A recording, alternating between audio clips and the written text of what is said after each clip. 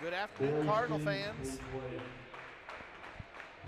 Getting ready to watch the Cardinals playing the Bearcats from Moreland. Cardinals getting ready to come onto the floor. Things are running a little bit late here in Moreland. They had some excitement in the Fargo Gage Fort Supply Sayre game earlier today. Some people got a little bit too exuberant, and apparently the referees showed them the door before the end of the game. So, schedule's a little bit off.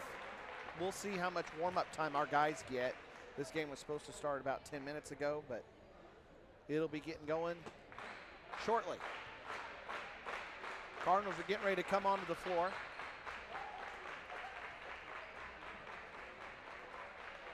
The Texoma Lady Red Devils won their game against South Central for the Consolation Championship on the girls' side. Now they've exited the floor. Here come your Cardinals.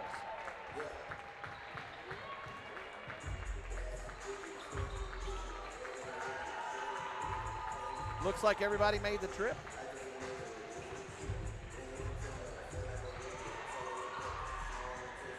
Cardinals will be taking on the Mooreland Bearcats. Let's take a look at the bracket and see how these two teams got here. The Cardinals on Thursday took on Wacomas and started slow and just never could get going. Wacomas beat the Cardinals by about 5 or 6 in every one of the quarters on the way to a 20-point win. Cardinals then faced off against Fargo Gage Fort Supply yesterday.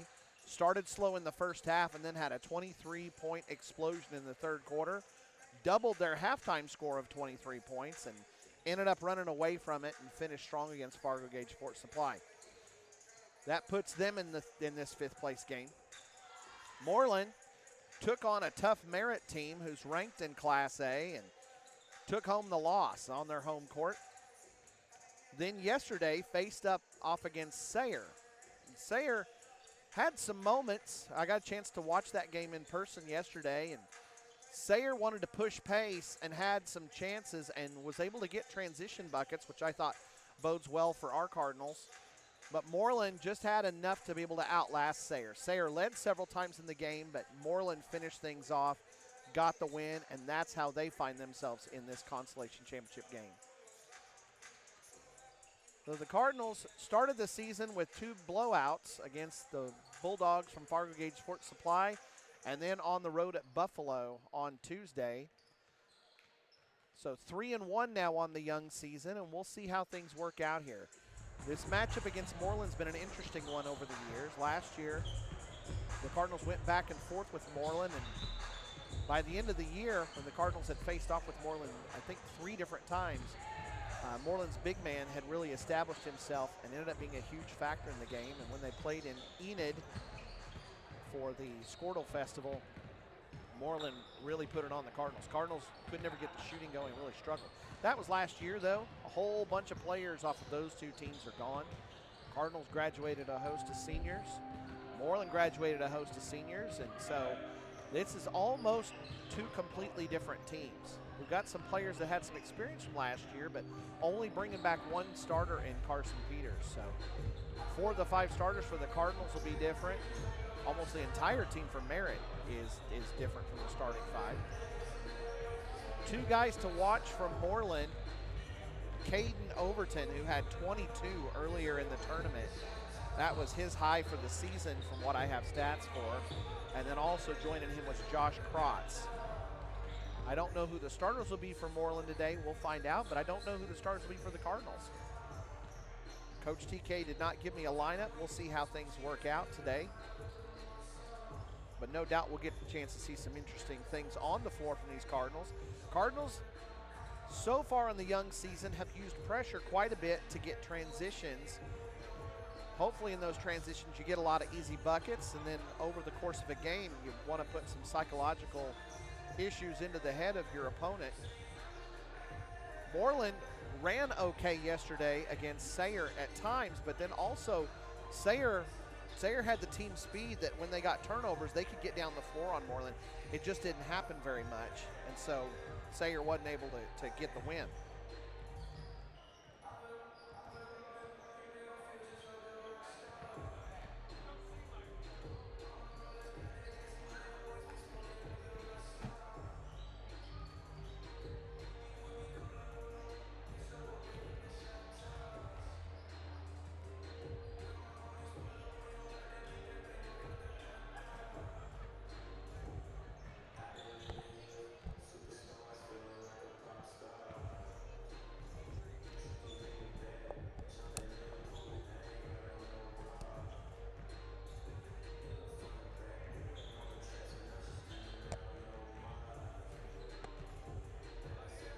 Mooreland lost their big man from last year. I'm going to be interested to see exactly how they play things out. They also had a tremendous defender and a really good three-point shooter amongst the seniors last year on that senior-heavy squad. Watching them so far in this season, it feels like one of those teams where people are trying to find their roles with a new setup. And Mooreland does have a new coach.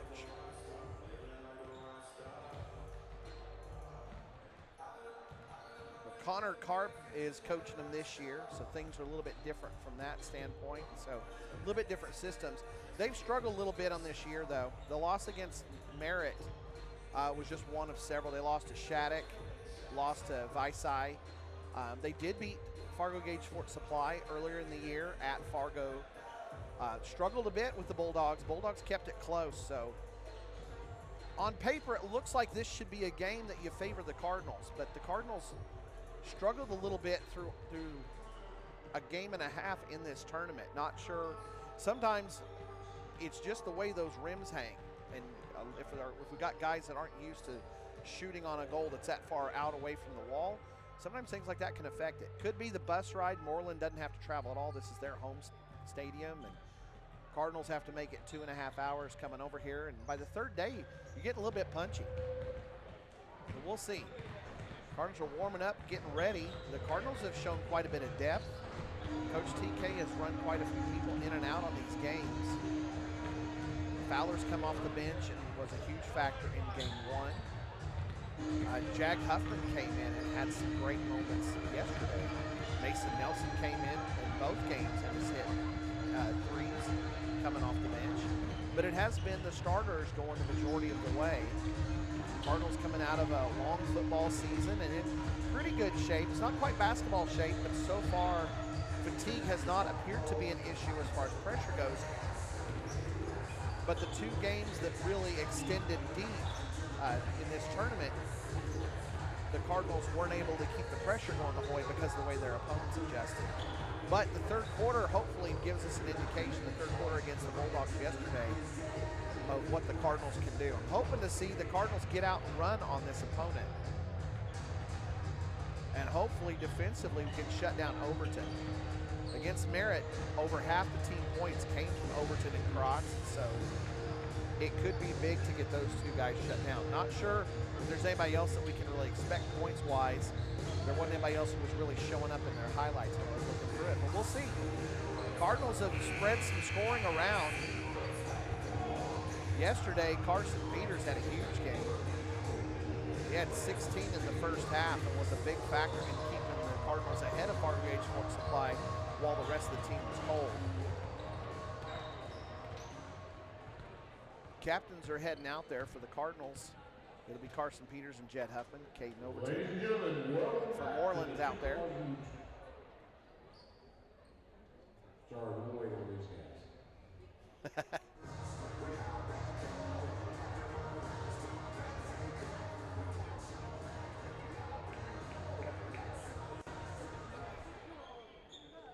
Welcome back to the 2024 Mooreland Holiday Classic to the Boys Consolation Championship game. Between the Turpin Vs. All right, starting lineups getting ready to come onto the floor. First up for the Cardinals.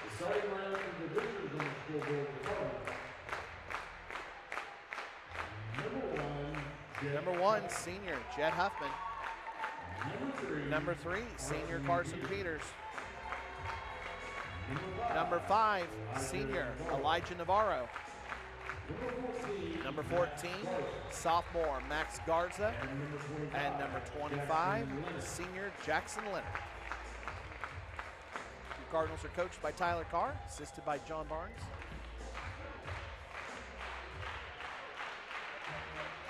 And now for your hometown Mooreland For Mooreland, number 1, senior Carter Cummings. Number 3, sophomore Josh Crotts. Number 10, freshman Wyatt Vanzee. That's a name we recognize from the girls' side the last couple of years. Number 13, senior Bryson Clark. And number 30, senior Caden Overton. So 3 seniors join a sophomore and a freshman for Mooreland, but very little starting experience from that crew. For the Cardinals, 1 starter returns. Huffman had a lot of experience though. Garza saw the floor a little bit, but Navarro, due to the OSSA not liking him moving over from Liberal last year, he had to wait a year out before he could join the Cardinals on the floor, even though he's in school last year.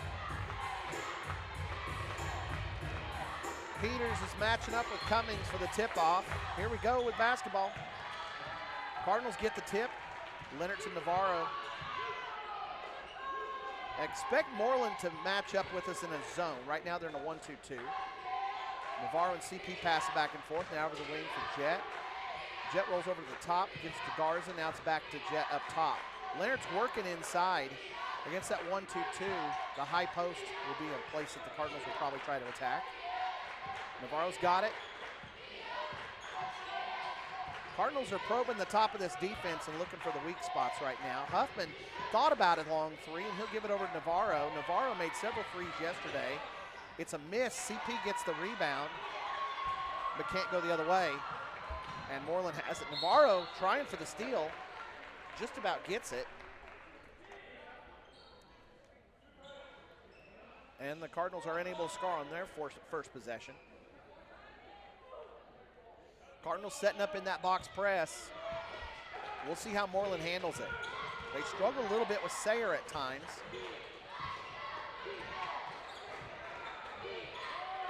Overton's got it on the backside. He looks inside, fires it to Cummings. Cardinals recover. Cummings misses, and Huffman's got the rebound. Huffman might have got a little bit of contact on it. Huffman gets it up top. Gets it down the floor quickly to CP. CP goes up and gets blocked out of bounds. Cummings got quite a jump. He's pretty tall and lanky. You can see there matching up with Garza, a little bit taller than Garza. CP from the corner. He had 4 3-pointers yesterday. It's a miss. Jet clears out, puts up the shot, and he's going to get fouled. First foul of the game. That'll go against the Bearcats, and it'll go on Bryson Clark. That was on the floor. Cardinals will set up in the inbounds. Throw it to Jet. Jet using that vertical. Puts up the shot. Gets it in. First 2 points of the game go the Cardinals' way. Cardinals back in that box press. Garza matching up with Cummings. Back up top to Krotz. Cardinals are extending the zone out all the way up top, getting a double team. Passed out into the corner for Cummings. Now they're back to Overton. Overton has shown himself to be the biggest weapon for the Bearcats. Long shot is missed, and there comes Overton. Gets the rebound, goes up, and he's going to draw a foul and get to shoot 2. We'll see who drew that foul. It's going to go against Navarro. Navarro struggled with fouls in this tournament.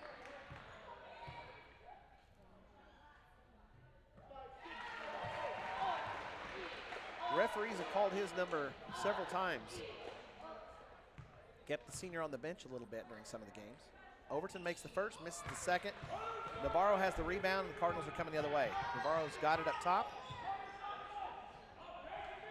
Cardinals are working with 2 inside, then pop out. Jet's on his own. Looks like almost a four-out look. And Huffman goes inside. Bearcats don't have anybody inside to challenge right now. The Cardinals get the ball to the hole. It looks like a lot of good things are going to happen. Bearcats scramble. Van Zee ends up losing his dribble, but keeps a hold of it. Gets rid of it. The Bearcats are trying to establish an half-court offense. Cummings down low. Overton trying to flash the high post. Krotz, nice take. Kicks it inside to Cummings. Cummings can't hold on to it, and it's a turnover. Good team defense by the Cardinals. Mooreland still only got 1 point on the board. So Cardinals defensive pressure's paying off so far. CP's open for another 3. He hit a pile of them. This one bounces around, hits the standard, and it'll be out of bounds. That'll go to the Bearcats. I mentioned earlier, CP hit 4 3-pointers in the first half against Fargo Gage Sports Supply. This is interesting. Mooreland is running a press breaker, splitting out like they'd go against a man. Not quite familiar with a box press, apparently. Cardinals have the double team. Krotz has it. Mooreland struggling. That's a 10 count. Tell you what, if you've not faced against a box press before, it can be a little bit daunting. It's not a press that usually gets a lot of turnovers unless you can just force the other team to have some emotional pressure, so to speak. You're not necessarily challenging the pass, or sorry, you're not challenging the dribble as much as you're trying to get them to make some bad passes. Shot, rebound by Leonard. Huffman's got it back up to Navarro. Cardinals will reset, and then we got a corner shot from Garza. Cardinals have really not been able to shoot a high percentage in this tournament. Rebound going the other way. Overton's trying to push pace. Kick out to Krotz, up top to Cummings. Cummings kicks it to nobody in particular. Ball's going to go out of bounds. And Coach Karp doesn't like it. He's going to send in Caden Denny, and Cummings is going to take a seat.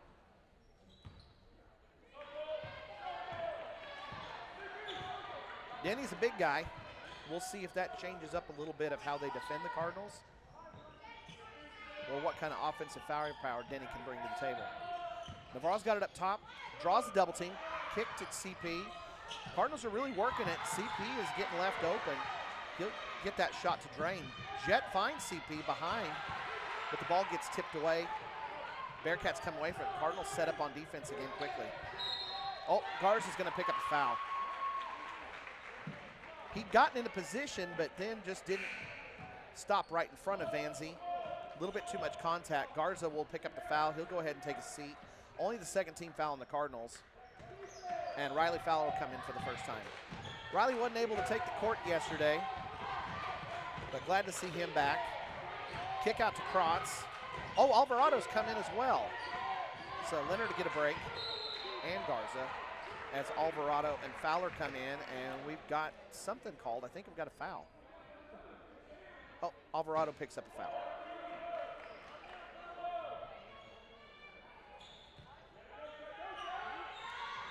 Cardinals look to switch to a man. High post to Denny. Overton coming under, kick to Krotz.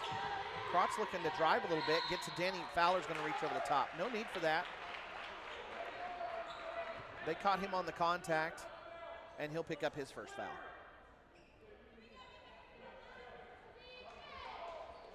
Mooreland's only scored 1 point, been a defensive battle so far in this game.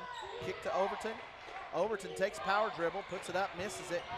Fowler tips it away, and CP hauls in the rebound. Cardinals are going fast in transition. Leave it to Huffman to streak down the floor. CP finds him. Shots up and in. Cardinals back on defense. You can feel the Cardinals are starting to taste a little bit of blood in the water here. Mooreland struggling a little bit in this transition. They're trying to work their press breaker. Fowler ties up a ball, and it'll be a jump. Mooreland has the possession arrow, so they'll retain it. This is the kind of thing when you run high pressure, when you get to where you can start to feel it when the opponent is struggling a little bit, and it just gives you a burst of energy. So watch for that. Let's see if the Cardinals get a little bit of a bounce in their step as they start to see that Mooreland's struggling. Only a 5-point lead, but so far in the early part of the game, things are looking good for the Cardinals. Alvarado takes it away from Denny. Up front to Navarro. Navarro missed it, but Alvarado, after the steal, comes back, gets a rebound, and 2 points. Here's the pressure. Mooreland's coming all the way up to the baseline. They're starting so far back, you can tell it is in their heads. CP tips a pass. Overton does have it, works against Fowler. Fowler goes down, but it doesn't matter. It's a missed shot. Huffman has the rebound. Navarro coming the other way. Navarro with an easy 2 points.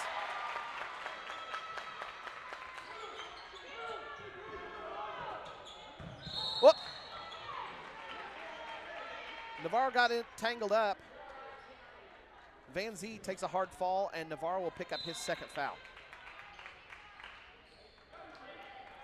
Garza will come back in.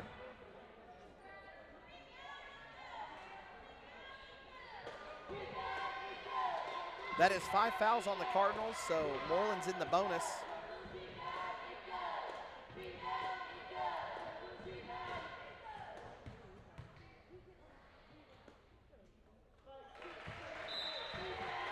Van Zee makes a shot. That's only the second point for the Bearcats.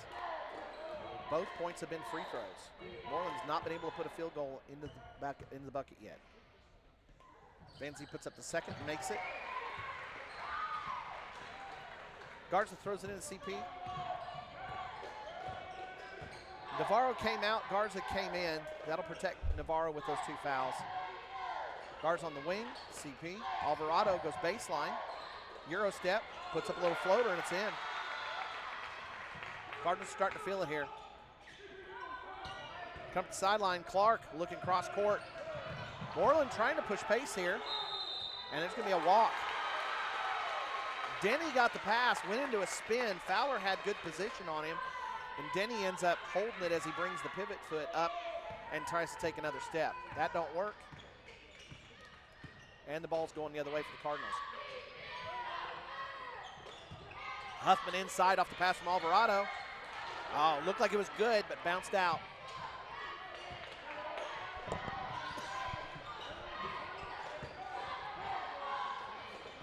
Van Zee's got it. Tell you what, Mooreland looks uncomfortable working against Cardinals pressure.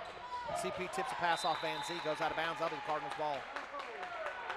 Whoa, that's just a bad call. CP tipped it off his foot. Other referee's coming over to let him know. Yeah, he corrected him. Nice having 3 refs, extra set of eyes compared to the 2-man crew, and that's what you're hoping for.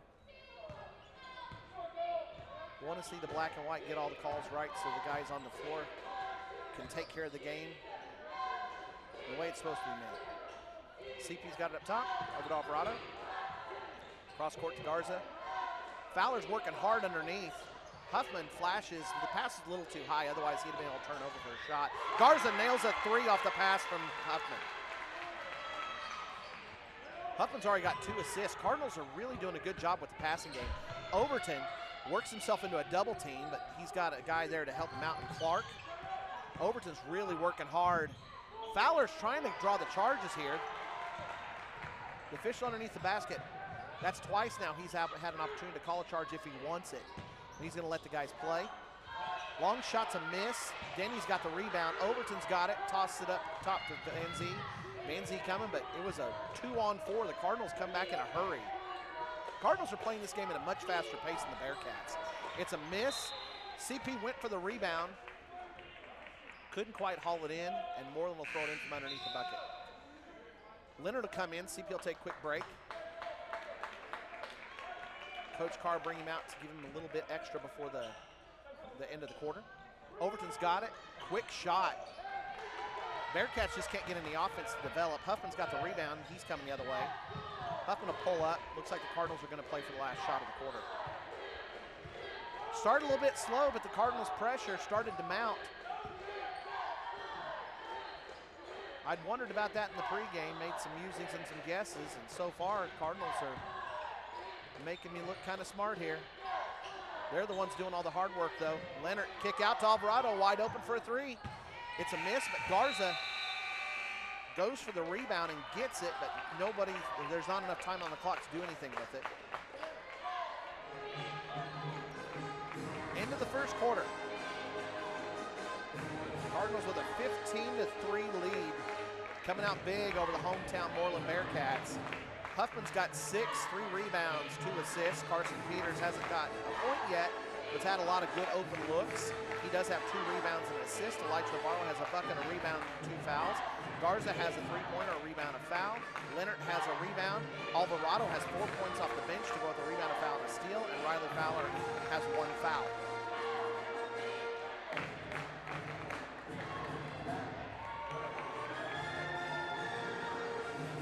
For Mooreland, only 3 points so far.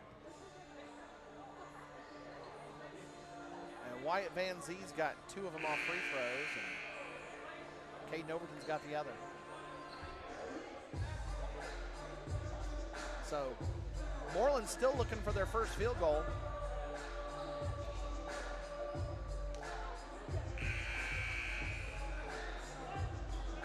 Coming up after this game, Lady Cardinals will be taking on the Mooreland Lady Bearcats. Those 2 teams will be playing for 3rd place in this tournament.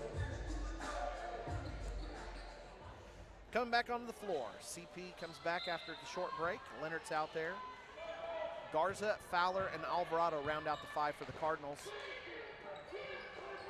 On the floor for the Bearcats, you got Denny, Overton, Tate DeWald, Clark, and Vanzy. Garza putting up another 3. Rims out, Denny's there for it.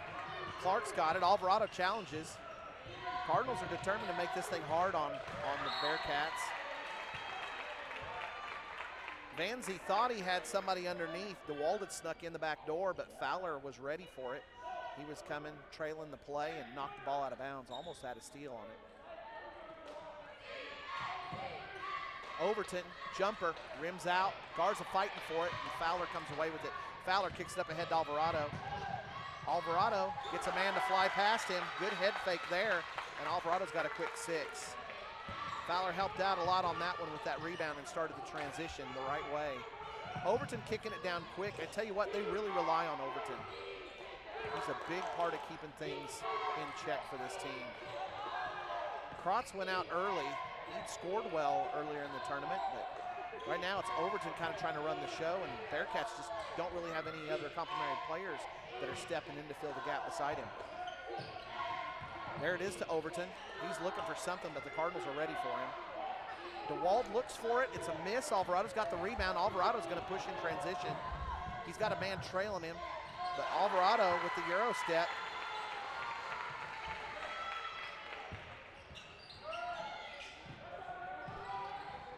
Cardinals applying the pressure. Vanzy gets it knocked out of bounds, but it's last touched by Fowler.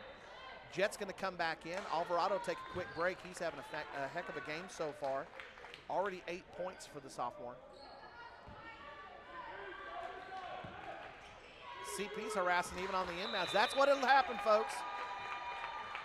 Vanzy throws it to Clark, and Clark with an unforced error. CP had been harassing him. That's what pressure does to you, folks. CP up top, over to Garza on the wing. Leonard's flashing across. They'll kick it to the backside wing for Huffman. Huffman puts up 3 and puts it in. Cardinals doing a great job of moving the ball against the Bearcat defense. Bearcats aren't really putting any pressure on the Cardinals, so it's making it easy to run the offense and get the shots they want. Overton in deep, but he'll travel it. Fowler and Leonard had him bottled up. Overton thought that something was going to be there and had to kick it out at the last moment, but he'd already shifted the pivot foot. Too late, traveling, sends it the other way for the Cardinals. CP over to Jet. Jet with a head fake, kick back to CP, who's wide open. Looks to add another 3-pointer to his tournament resume. Leonard comes down with the rebound and gets tied up.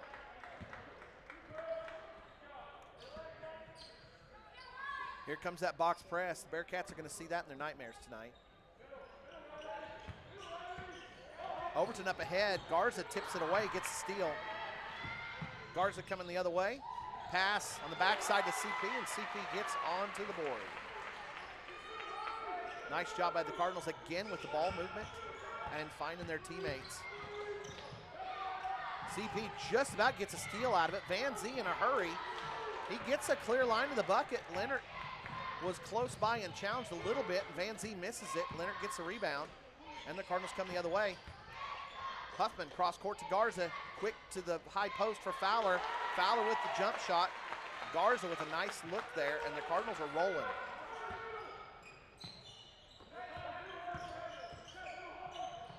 Oh, and another bad pass. Another unforced turnover. Tell you what, those are the kind of turnovers. I need a stat just down here on my sheet. I got all sorts of things. Sometime I'll have to show you how we track these things. But one of them I love to see is when the team forces a turnover, like that one. Should have team steals as a separate thing that we keep track of. Huffman's got it. Out in the corner, Garza. Back to Huffman. Huffman to the high post for Leonard. Leonard kick out to Garza. Tell you what, Cardinals could force shots here, but they don't have to. Nicely done. Fowler just about gets it to fall. Cardinals fight. There's the hustle. End up with a rebound. Fowler scrambles for it, gets it to Huffman. Cross court back to Garza. Garza with the jumper, and it's in. That was beautiful, folks. So much good happening on that one. Whoops. That foul will go against Garza. That is his second. And Jag Huffman will come in. Garza will have to take a break with the 2 fouls. Navarro's on the bench also with 2 fouls. Nobody else in any sort of foul trouble. Nobody's got more than 1 other than those 2 guys. Bearcats have made some substitutions as well. Blaze Overton has come in. I assume he's related to Caden. Jag Huffman comes away with a steal, but Denny ties him up. So Jag knocked it away but never got possession of it. Loose ball got tied up. The Cardinals have the possession arrow. CP's going to come back in. Jackson will get a break. Cardinals are rolling 28-3. And the Cardinals haven't even got hot behind the line yet. Currently only 2 3-pointers, and we know these Cardinals love shooting outside. Jet hands it off to Alvarado. Alvarado on the wing to Jag. Alvarado's got it back up top, CP.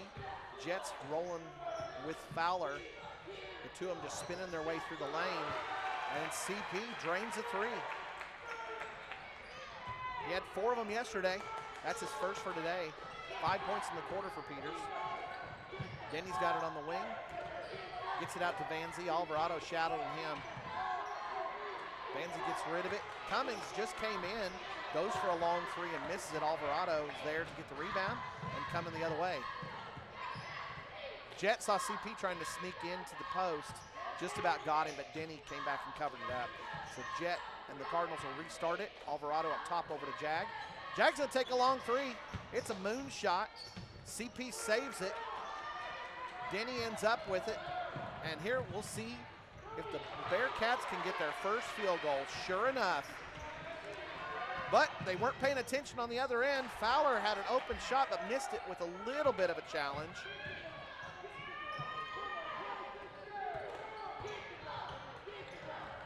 Pace picking up here. Cardinals are getting Mooreland to speed up a little bit. Alvarado challenging Vanzi. Vanzi kick across, and it's going to be stolen by Jet. So Jet with the steal on the cross-court pass, an easy bucket. That's now 11. Cumming gives it a love tap on the way down the floor. Cardinals are going to pick up a foul on some contact. It's going to be Alvarado. That is his second. So now 3 Cardinals have 2 fouls apiece. Leonard will come back in. Alvarado will take a break.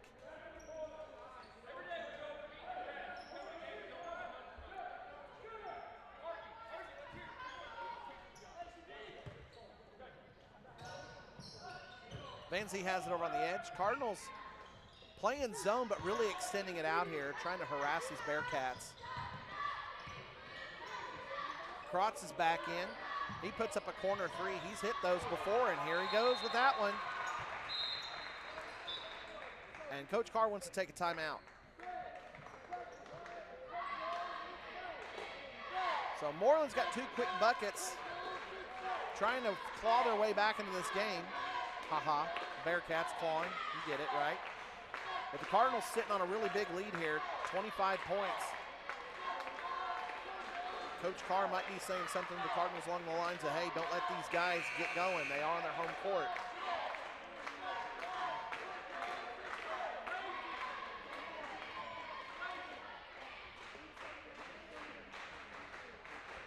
Cardinal pressure has done a good job against these Bearcats. Too many pieces switched out on the floor from Mooreland in trying to figure out how to break that press by the Cardinals. Also, it wasn't something that they saw from the Cardinals last year. The Cardinals would play some man pressure and go full court and had a very athletic team and could do it. But slapping that box press out there is not something that the Bearcats seem to be ready for. Cardinals have the ball now in the half court. Mooreland staying in that zone. You can call it a 1-2-2 or a 3-2. Fowler goes up and misses it. I don't know why Jag was going to try and save that. That was last touch by the Bearcats, and Cardinals will be throwing it in from underneath the bucket. Alvarado will throw it in. Coming out of the timeout, you got Alvarado, both Huffmans, Fowler, and Leonard. Fowler wide open for a 3-pointer. It's a miss. Alvarado was there for the rebound, but the guy behind him, as he's blocking out, stepped backwards just a little bit. Alvarado lost his footing. Leonard dove on the loose ball, but it's a jump. And so Mooreland will have it again. Mooreland's got to try and solve the problem of this box press again. Overton does a good job. They get the ball into his hands, and he takes care of it, gets it down, and Bearcats can safely start their half-court offense. Krotz has it up top. Back to Caden Overton. Into Denny. Back to Overton. Nice give and go. Mooreland's starting to get going a little bit on offense. That's the first field goal for Caden Overton. Told you he's one we got to watch out for. He scored 22 against Merritt. That's a ranked team in Class A. Sorry, in 2A. That's a ranked team. The Huffman's throwing it back and forth, playing catch for a while. Now it's over on the wing to Alvarado. Back to Jag Huffman, who's wide open, puts up the big shot. Mooreland has positioning, gets the ball. Cardinals tip it away from him. I think somebody got Overton on the arm. Sure enough, it's Riley Fowler. That is his second foul. So now 4 Cardinals have all of the fouls, and spread amongst them, each one of them having 2, is Elijah Navarro, Max Garza, Saul Alvarado, and Riley Fowler. Bearcats throw it in. Just a minute left to go before halftime.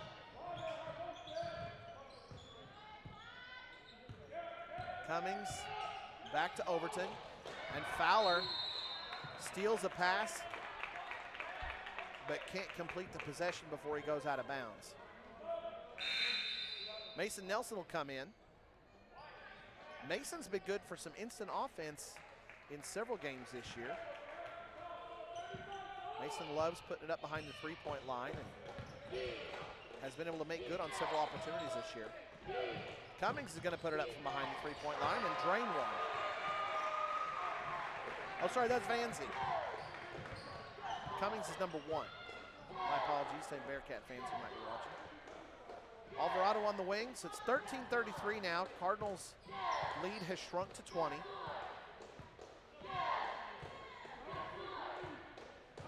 CP's holding it.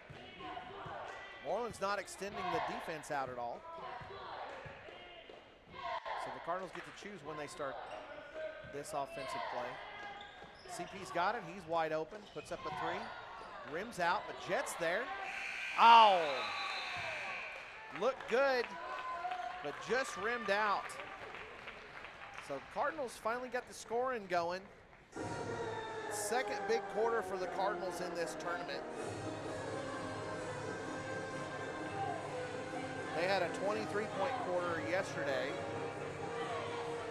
and now an 18-point quarter to follow the 15 from the first. Here's your Cardinal cheerleaders, and then I'll take you through the stats.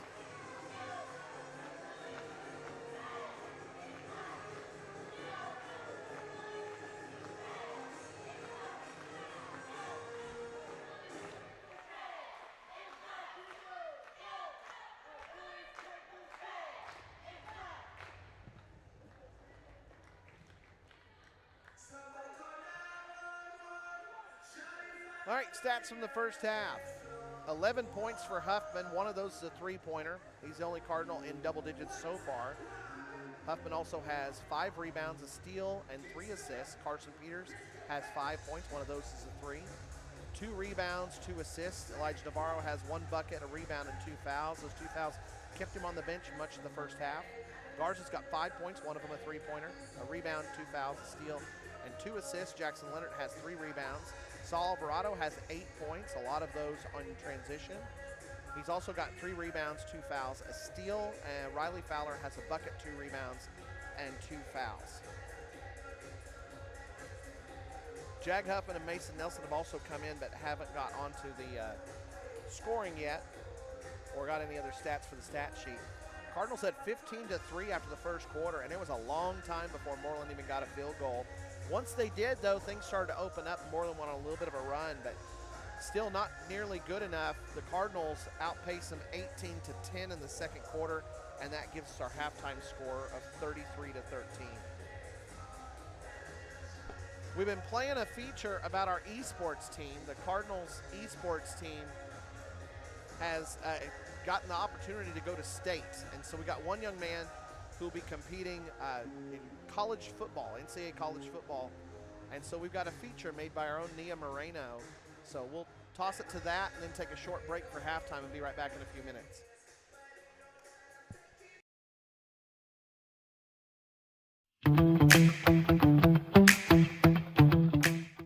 Electronic sports, commonly called esports, is competitive video gaming, where individuals or teams compete in video game tournaments against other schools.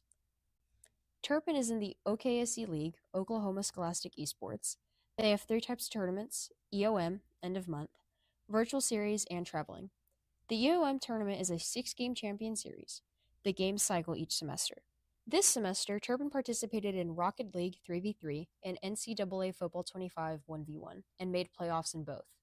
Mason, Oscar, Carlos, and Omar made it in Rocket League with a record of 9-0, and Abraham made it in NCAA football with a record of 7-1. Only one team from each region makes it to state. The Rocket League team lost in the semifinals, but Abraham won the regional tournament in NCAA Football 25 and will play in the state tournament on the 16th at SWOSU. Here's an interview with Abraham Mosqueda. How do you feel about making it, and was a challenge going into the state tournament? It's really exciting. It's my first time going to state as a freshman. I know it's going to be really tough and challenging for me, but I just got to stay focused, stay locked in, and put in my best effort and do what I got to do to get that dub next week. Okay, good luck. Thank you. The end of the month tournament is played on the last Saturday of each month. The virtual series is played weekly on a set day and time. Players and teams have to show up and compete like any other sport. Practicing and preparing takes time and dedication from the gamer and the coach. You can find us on Instagram, Twitter, and Facebook.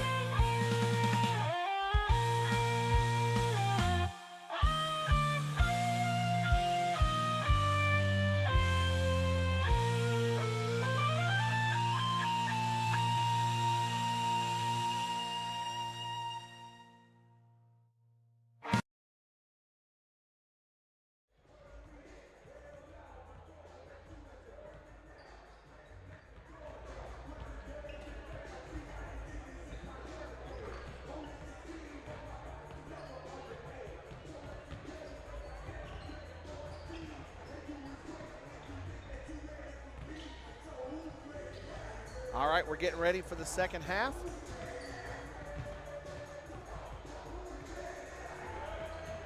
Cardinals didn't have to take a long time in the halftime. Now, that's unlike yesterday. Yesterday, the guys went in during that game against Fargo Gage Sports Supply, which had been a tight game in the first half. Cardinals led by 12, but I call it tight because we just were looking rough. So Coach TK kept them in the whole time. I don't know if it was a chewing. I don't know if it was some criticism. I don't know if it was some game planning or encouragement. Whatever happened in that halftime, the guys came out on fire. So hopefully we'll get to see another big quarter from the Cardinals. Put the Bearcats away, and then the Lady Cardinals can get ready to step onto the floor and hopefully take home a third-place trophy. If our guys win today, I was mentioning to somebody earlier today, a lot of times people who aren't familiar with tournaments, the fifth-place game is also known as the Consolation Championship because the team that wins it had to win 2 games in a row. So usually in a tournament, all of your teams that win 2 games take home some hardware. So hopefully the Cardinals can salvage that loss to Waukomis and put things together and come away with a win.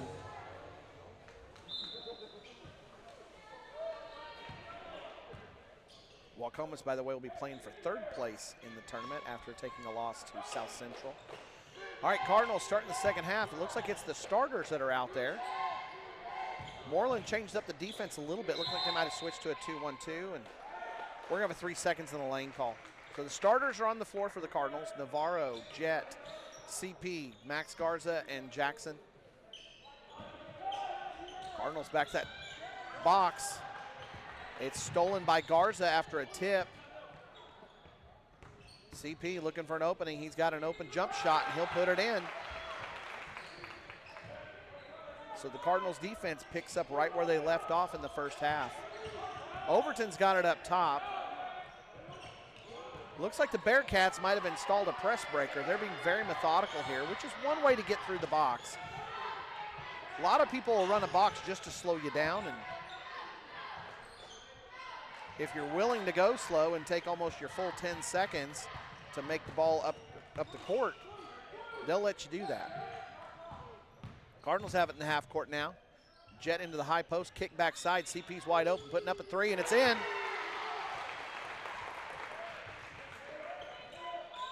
That's now 10 points for the Cardinals senior. He joins Huffman. Both of them with double digits.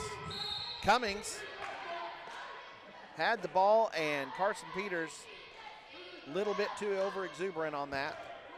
Came up, got some contact on the arm, and Bearcats will be throwing it in from underneath the bucket. Clark's going to throw it in. He gets it to Krotz. Krotz hit a 3 early, but just barely misses this one. Skims off the rim. Peters comes away with the rebound. Cardinals are in their half-court offense. Navarro gets called for a travel. Ball's got to be going in a downward motion before you start going forward. You have to be careful with that. They can get away with it in the NBA, but not in high school basketball in Oklahoma. Navarro tips the ball. Overton's got it. Overton working his way up the court. Overton, by far the best player for the Cats. Whenever they can get him the ball, well, if he can take possession of it, that is. Ball gets tipped away from Overton. And a steal by Jackson Leonard. Up the floor, Navarro tosses it to Huffman, who puts it in for another 2 points. Up the floor to Krotz. Krotz has Cummings open the backside. Navarro does a great job of closing out on the play. Doesn't foul. CP gets a rebound. Cardinals quickly the other way. CP's open for another 3-point attempt. Huffman finds him, and it's in. Cardinals scoring points in bunches now. And there's a pressure turnover. Let's call it a steal on the team defense.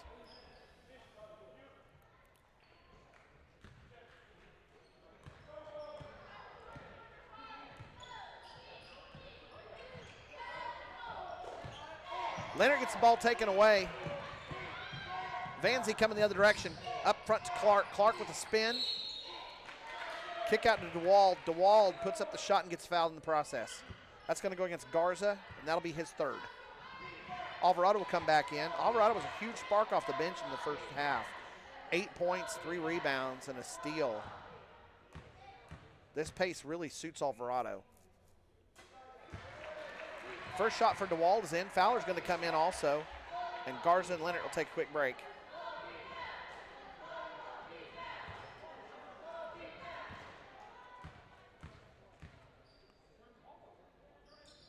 DeWalt misses the second. CP gets an easy rebound. And he'll bring the ball up the floor. Fowler and Jett are rolling their way through, just rotating in that post part of the offense. 3 seconds in the lane again called on the Cardinals.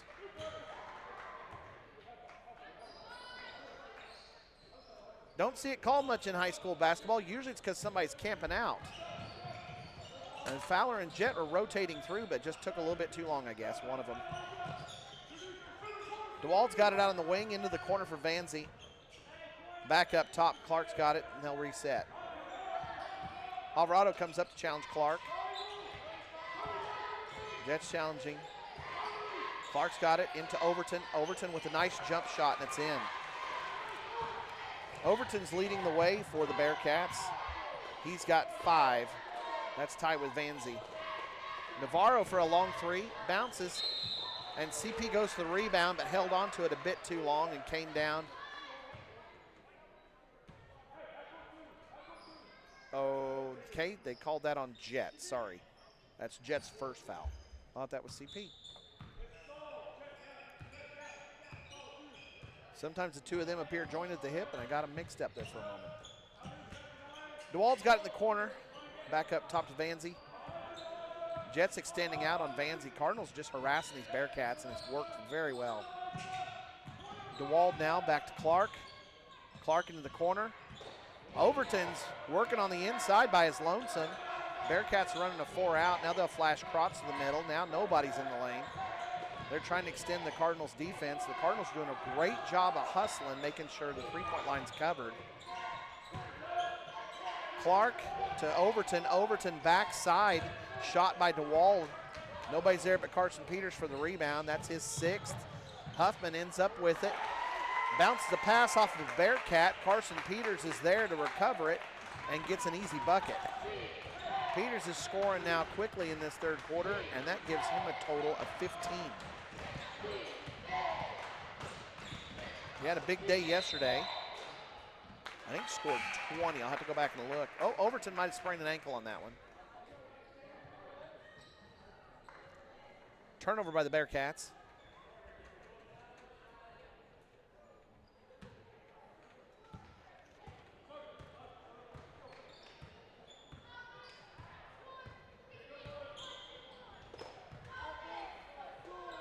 Navarro up top, over to CP on the edge.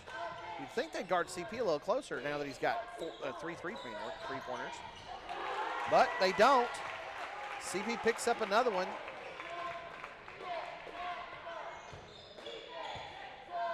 Bearcats will bring it up.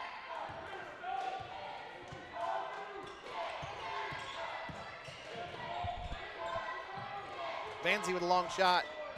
Navarro with the rebound, coming the other way.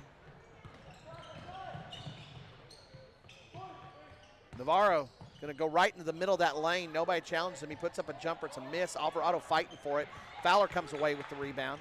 CP kick over to Elijah. Elijah's open, puts up a 3, and it's in.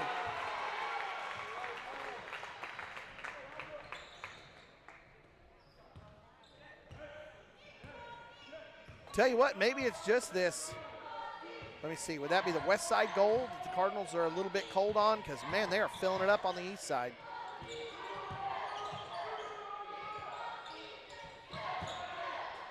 DeWalt comes inside, and I think Elijah's going to pick up his 3rd foul. Sure enough. So DeWalt gets to shoot 2. 3rd foul, Navarro. Cardinals are up by enough. Coach Carr might leave him in. That looks to be the case. Only substitution will be Blaze Overton coming in, giving Clark a bit of a rest.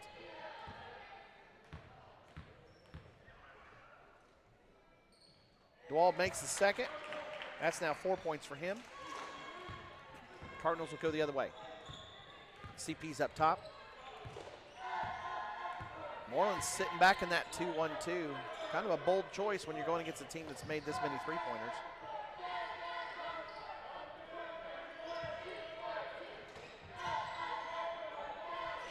CP up top. Huffman and Fowler are just rolling their way through that lane. Coming to the high post, kicking back the other side. Navarro with another long three. It's a miss. Alvarado steals the pass away. And the Cardinals get an extra possession. Good hustle by Alvarado. And Mooreland didn't even get a chance to run their offense that time. Oh, Navarro was looking for Fowler.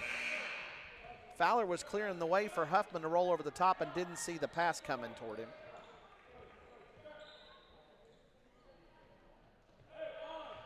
And Cardinals will go ahead and lay off on the press.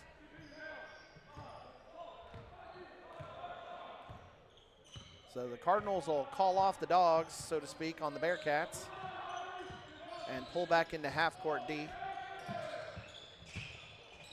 Denny inside, gets the ball up and in. That's his first points. Navarro back to CP, over to Alvarado, back to CP. He looks at Navarro and then hits Fowler at the high post, but the Bearcats converge on it, take the ball away. Alvarado pokes the ball away from the Bearcats as they were trying to come in transition. Alvarado has just been terrorizing these poor guys. Overton's got it now. Cardinals have taken Overton out of this game.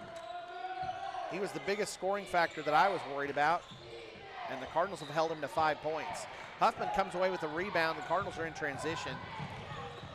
Huffman's going to take it all the way. It's a miss. Fowler tries to tip it, but holds off from getting the foul. CP attacks on a pass and knocks it away from Vanzy, but it'll go out of bounds. Guards is going to go to the scorer's table to come back in. Saul will get a break.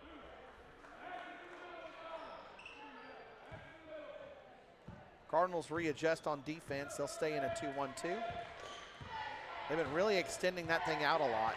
Big change, or sorry, you're getting a big difference in seeing how two teams will play a 2-1-2. The Cardinals extending all the way out, almost to the timeline. And Mooreland just has not been able to get any sort of offense going. The flip side of it, Mooreland's run a 3-2 and a 2-1-2, and the Cardinals have piled up the points on them. Long shot's a miss. Mooreland has to settle. Can't get any points to finish things off. And they only managed 9 points in the quarter.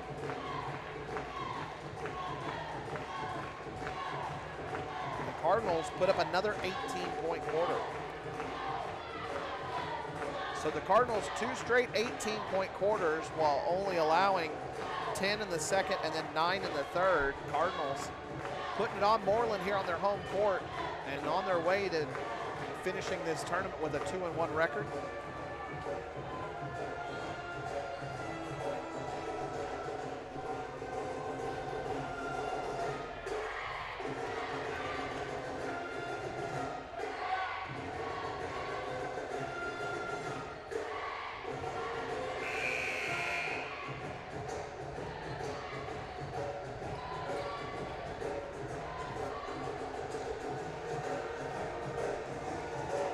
All right, coming out of timeout. Cardinals coming back onto the floor, the personnel. You got Riley Fowler, Elijah Navarro, Jet Huffman, Max Garza, and CP. So this is starting the fourth quarter now. Cardinals are doing well, but had a big quarter. Hopefully we can put together another big one. Long pass into the post for Denny. Fowler was on top of him, so Denny has to get rid of it. We'll see if Mooreland tries any changes here. I don't think we have too much longer before we get one of my favorite things, which is the JV scrimmage. DeWald puts up a shot and he'll get fouled. That'll go against Fowler, and that is his third.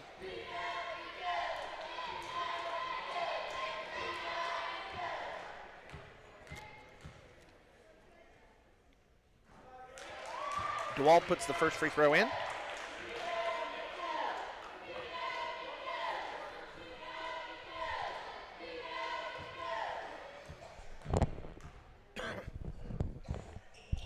And DeWald makes both. DeWald's come off the bench, and this shows that it's been a tough day for Mooreland. DeWald's leading the Mooreland Bearcats in scoring with 6 points. Pass into the paint for Fowler. He loses it, but CP comes in to help. Navarro gets an opportunity, drives in, can't get the floater to fall, and Van Zee gets it and goes the other way. Van Zee's got it up top now, kick over to DeWald. DeWald sits at the three-point line but doesn't want to take an open shot. Kick to the backside for Blaze Overton, and then to Caden Overton, back to Blaze, back to Caden. The two Overtons playing catch with each other. Shot by Overton's a miss. Fowler going for the rebound, gets fouled, and it'll be DeWald picking up that foul. Mooreland has had almost 0 fouls called in this game, but a lot of times fouls are a bit of a measure of how intense your defense is playing, and this game's been a good example of that. Cardinals dominating the foul counts, but the turnovers and steals that they've been able to get in playing the intense defense have been totally worth it. You can see that from the scoreboard with a 30-point difference. CP head fake inside to Huffman, who was wide open inside. Great job by the two seniors working together. Each of them have 9 assists between them. Jet has 4 and Jet has 5 and CP has 4. The two really playing a little bit of a two-man game here and looking for each other on offense. It worked out very well for the Cardinals in the half court. Caden Overton kick out to Blaze Overton, long three-point shot.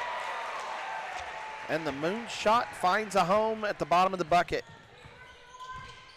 3 points there, and Mooreland trying to claw back in this one to get it under 30.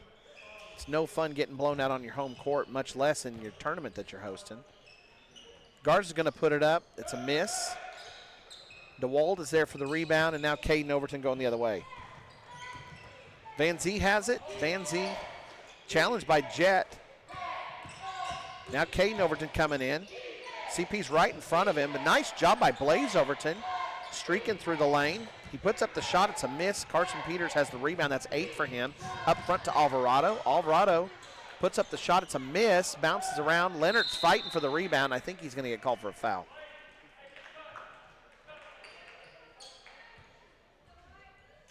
Yep, that's what's going to happen. Jackson didn't want to let go of it and picks up a little bit too much contact in trying to go for that loose ball.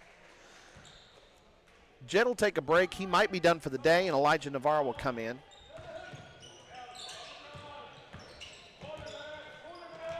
Into the corner for Van Zee. DeWald gives him a screen. Oh, beautiful looking pass to Denny, who'd snuck in on the backside post. 2 points are in. That's 4 now for Denny. CP's got it on the wing. Back to Navarro up top. Garza's now running the high post with Leonard. Fowler and Jet were running loops down there in the lane, but Leonard and Garza are playing more established spots. Leonard staying down low, Garza at the high post. They try to get the ball into Jackson. Jackson gets possession of it but can't hold on to it. Mooreland converges on him and strips the ball. DeWald's got it now in the corner for the Mooreland offense. Back up top to Van Zee. Van Zee back to DeWald.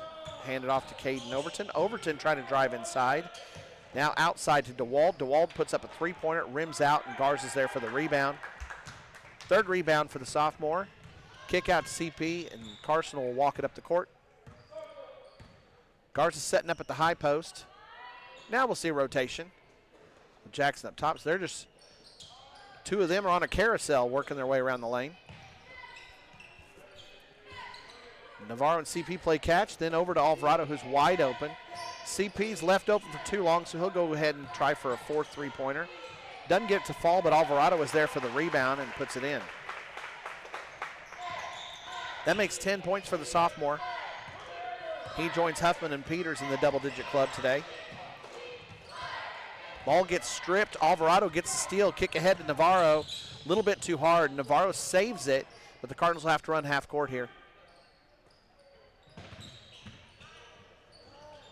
Oh, CP drives baseline. Can't get the shot to fall. Leonard gets the rebound. Goes up.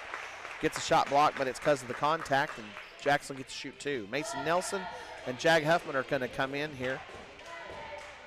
And Jackson gets to shoot 1, and then they'll take the floor.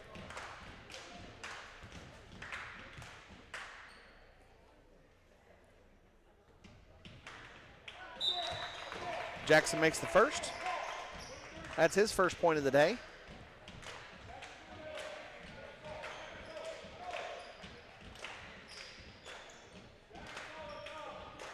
CP takes the bench. Joining Elijah and Jet. Jackson's still out there, but probably not for too much longer. So it's Nelson, Alvarado, Jag Huffman, and Max Garza, joined by senior Jackson Leonard. So this game looks to be over. Jag Huffman takes it away from Vanzy. Up ahead to Alvarado. Alvarado puts it up, gets challenged. Leonard's there for the rebound. Good internal pass to Garza. Shot gets blocked. Mason to Jackson. Kick out to Alvarado. Now Huffman, corner for Mason. Mason puts it up, and it is in. Mason doesn't get a lot of spin on it, but he's practiced so much. He knuckleballs that ball all the way to the bottom of the hoop. Denny with a brilliant take right through the middle of the lane. Gets the pass, gets to fall.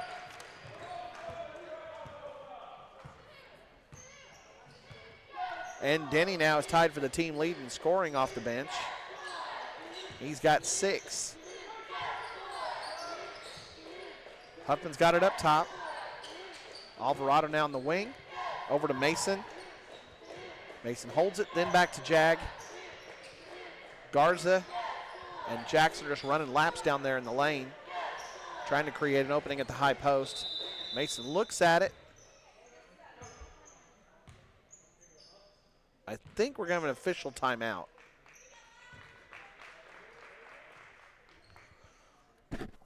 The two coaches are having a quick talk.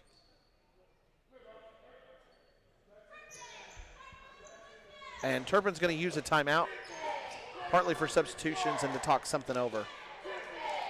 Coach Karp came over and talked to TK real quick. Oh, I got you. We're going to have a nice moment here. I'll fill you in here in just a second.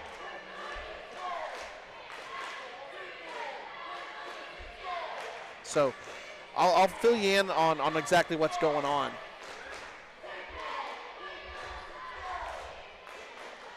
We're going to have a young man come into the game. And we're going to have a little bit of a nice holiday moment set up here. So the two coaches make sure everybody's on the same page. By the way, Wyatt Brown and Omar Parra, Gage Peters have subbed into the game. And coming onto the floor is Ian Amador. Amador's a special young man. And so the two teams are going to work to give Amador a bit of a nice moment here. Always one of those things that you love to see with some good sportsmanship. So turnover by the Cardinals, and here comes Amador. Both teams are loving this. These are the kind of moments that give you chills. Amador puts up the shot, puts up another one. Amador's working, trying to get it in. Everybody's on his side right now. Amador's racking up the rebound numbers.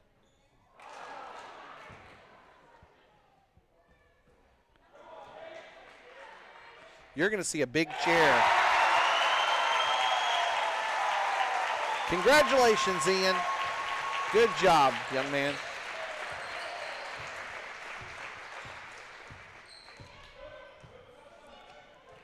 So Cardinals will hold the ball here, finish things off.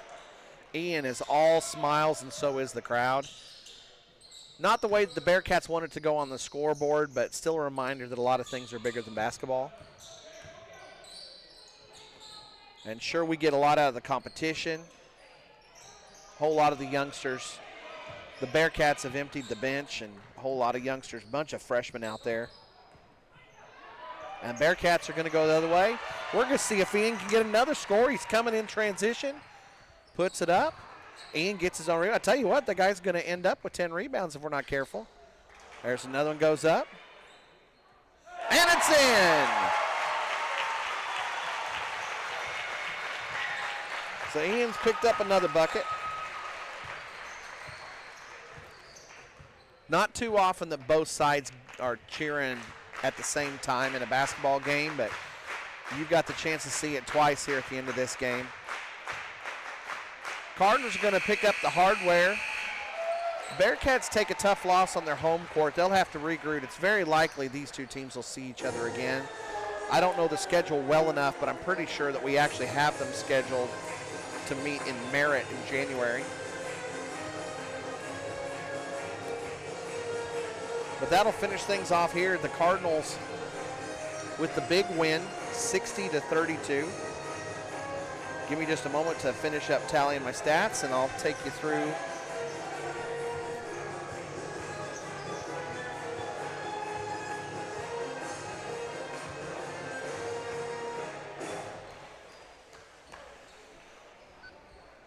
all right, we'll get the announcement here.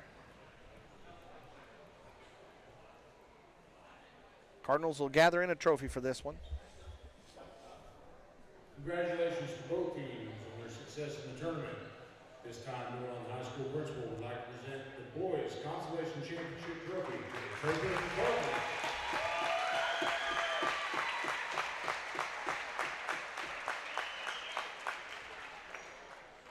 All right, here's your stats, and then we'll have the girls' game coming up. Jet Huffman. Whoops, hold on. I said I was going to finish out the stats. Oh, Lady Cardinals are coming on the floor. Let's see that first.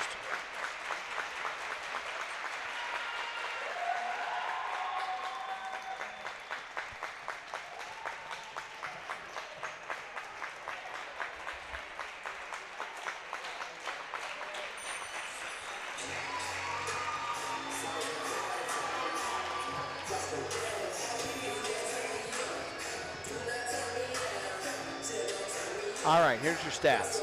Jet Huffman finishes with 15 to go with 6 rebounds, a foul, a steal, and 5 assists. Great game for the senior. Carson Peters finishes with 18, 8 rebounds, a foul, and 4 assists. Good tournament for CP. Elijah Navarro finishes with 5, 2 rebounds, 3 fouls, and an assist. Garza finishes with 5, 3 rebounds, 3 fouls, 2 steals, and 2 assists. Jackson Leonard finishes with 1, 3 rebounds, a foul, a steal. Saul Alvarado finishes with 10, 4 rebounds, 2 fouls, 2 steals. And Riley Fowler finishes with a bucket, 2 rebounds, 3 fouls. Jag Huffman off the bench got a steal. Mason Nelson had a 3-pointer. And that finishes out all of the stats. Technically, Wyatt Brown had a whole pile of rebounds. He was in on the stuff with Ian, but to be honest, I wasn't keeping count of exactly how many it finished out with. But Huddle will take care of that for you. So congratulations, Wyatt, on a whole bunch of rebounds. Your scoring, the Cardinals jumped out and had a big lead right off the bat, 15-3. In the second quarter, the Cardinals won it 18-10. That put it at a halftime score of 33-13. Then in the third quarter, Cardinals had another 18-point quarter. It was 18-9. That pushed the totals to 51-22. And in the final quarter, Cardinals backed off quite a bit. Mooreland actually won the first quarter 10-8, but that puts your total at 60-32. Now it's time for the girls' game. Ladies are going to be taking on the Mooreland Lady Bearcats. I'm going to take just a moment and then be right back to talk about this game. A good chance for you to get a quick break. In about 2 minutes, we'll start talking about this girls' game.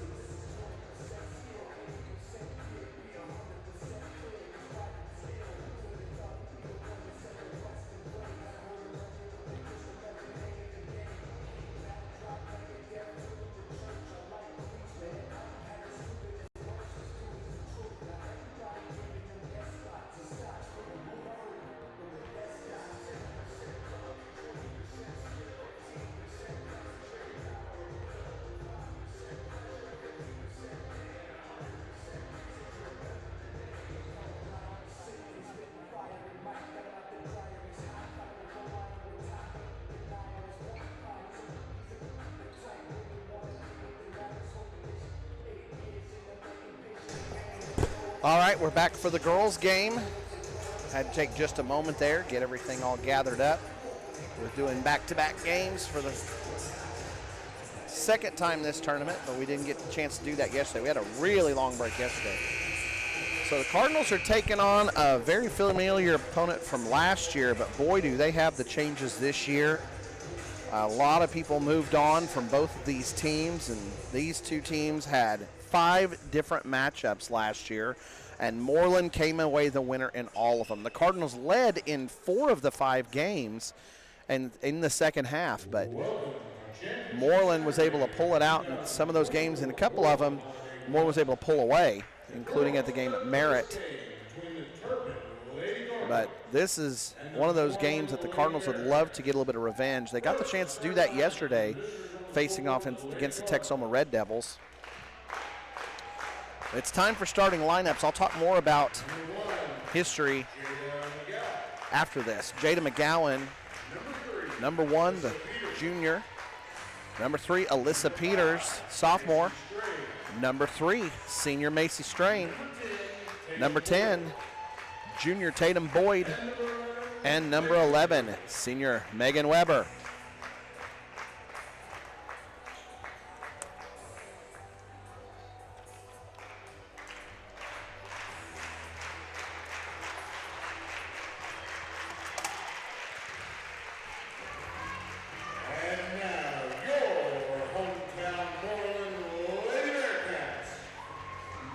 For Mooreland, number 2, senior Hannah Howard. Number 4, Elizabeth Eilers. Number 5, Kensley Blackard. Number 12, senior Haley Scarborough. And number 20, super sophomore Olivia Clem.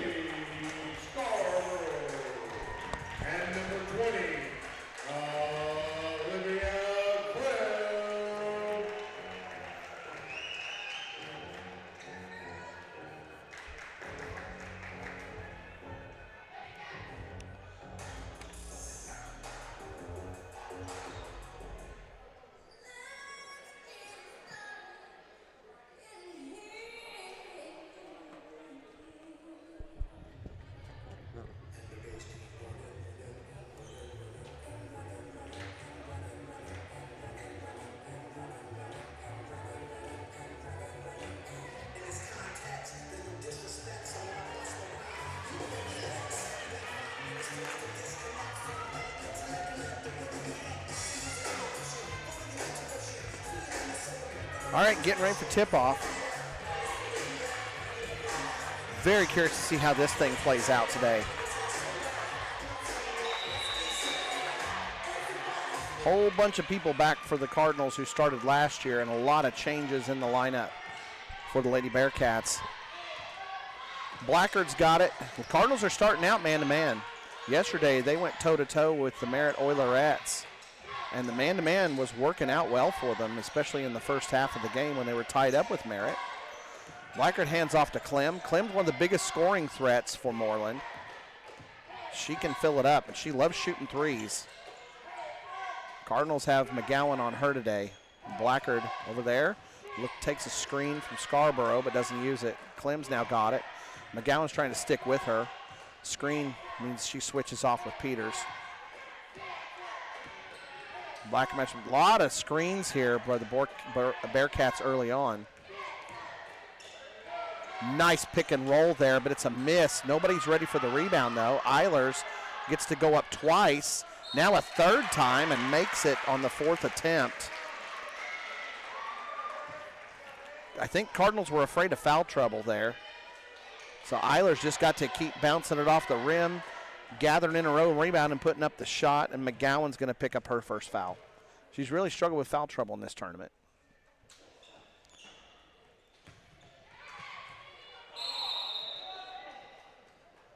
And Eilers made the shot but misses the free throw for the and one opportunity. Eilers didn't play at all last year. She's got a big brace on her knee, so you can put 2 and 2 together there. We did face an Eilers last year, but that was her sister, and she graduated. Strain's got it. Strain's got an opening, charges in, gets past Blackard, puts it up, and she's going to draw a foul. Nicely done by the senior. She'll get to go to line shooting 2, and she'll draw the foul on Kinsley Blackard. Cardinals have been facing off against Blackard for several years now. The scrappy senior has been a thorn in the Cardinal guards' side for years now. She plays tough, really good defense, and helps keep that offense on track. Megan Strain ties it up with, Macy Strain with 2 free throws. Cardinals did not apply full court pressure. They set up in the half court. Clem's got it. Clem would love to shoot from three-point. Boyd's fighting with her. Clem comes open but sees Scarborough underneath. Scarborough picks up a bucket. Oh, and here's Mooreland going full court. Cardinals look inside for Megan. Clem's going to go for 3. That is not something the Cardinals want to see too many times today. Strain's open on the edge, but she'll give it to Alyssa. Alyssa over to McGowan. And back up to Macy. Cardinals being deliberate here. Peters with Eilers is a matchup to watch for. Peters is so much faster than Eilers.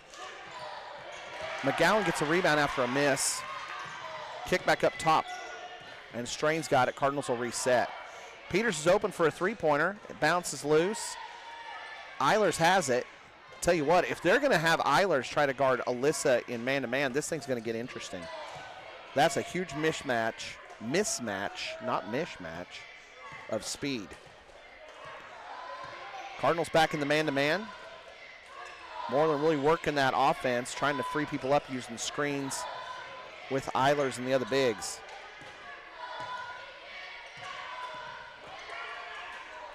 Scarborough up top.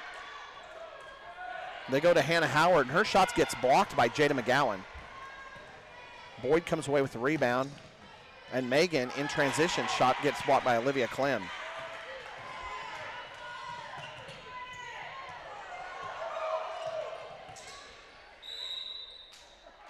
Megan hits the floor. Cardinals reacted like she'd gotten pushed down. And Megan reacts, coming back up, and gets called for some contact. Megan popped back up, came over to double team on the ball, and picks up her first foul. Shots up but missed by Eilers. Eilers got a lot of height, but so far hasn't been able to put it together offensively. Boyd, who had a whole pile of three-pointers yesterday, 6 three-pointers in fact, to lead the way for the Cardinals, misses on her first attempt. Coming the other way, Boyd tries to block a shot by Scarborough. Unable to, oh, so that wasn't Scarborough, it was Hannah Howard. Megan gets it inside, goes to spin, and a double dribble. Megan's a little bit out of sorts. She took a hard fall yesterday and got up really wincing, and she does not look to be altogether okay. She took some contact. She was holding the back of her head just a moment ago. Coach Strain's going to come out on the floor. Coach Schmaltz is in Norman today. His son is graduating school at OU. So the Schmaltzes, of course, are there to join him. And Coach Strain, tremendous coach in his own right. In his last year at Goodwell, took the boys team all the way to the state tournament. He's got things well in hand here, and he's assisted by the boys coaches, Coach Carr and Coach Barnes. Weber's going to have to come off the court, and Algeen will come in. Algeen's had some minutes on the floor in this tournament. Oh, they're trying to figure out who's got who right now, though.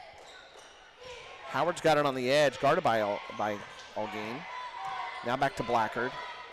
Blackard. Boy, they're running Howard over the top of that Eilers screen over and over and over. Boyd decides to reach for it. Not quite sure what was going on there. She did not have position on it, and she picks up a foul. So Cardinals have 3 fouls very quickly in this game. Clem will throw it into Blackard, and Cardinals might be forced to go back to a zone. They're going to stay in the man for now. Blackard over to Scarborough. Scarborough over the top. Pass out to Howard. Trying to get Eilers free. She gets it, puts it up, and it's a miss. Cardinals yesterday were a tremendous rebounding team, blocked out against the Oilerettes very well, but struggling Blocked by Alyssa. Peters will put the ball back in the Cardinals' hands. She gets the block, gets the rebound, but then a bad pass, and the Cardinals give it away again. Hannah Howard's got it, and the Bearcats will set up on offense. Cardinals look a little bit out of sync. It doesn't help when you lose senior Megan Weber after getting shaken up on the fall. Inside to Clem. Clem throws it to nobody. Cardinal cheerleaders haul it in, but that's out of bounds, and so the Cardinals will have the ball. Bearcats are setting up in a box press. These Lady Cardinals have run a lot of box press themselves over the years. They know how to handle this. McGowan into the corner for Peters, back to Boyd, and now up top for Strain. Cardinals reset. They're in a 5-out right now. This will be interesting to see. If the Bearcats are going to pull everybody out, the Cardinals probably will run some cutters and see what they can get going inside. Algeen's holding the corner. Clem's coming out to challenge her. Algeen did not look comfortable.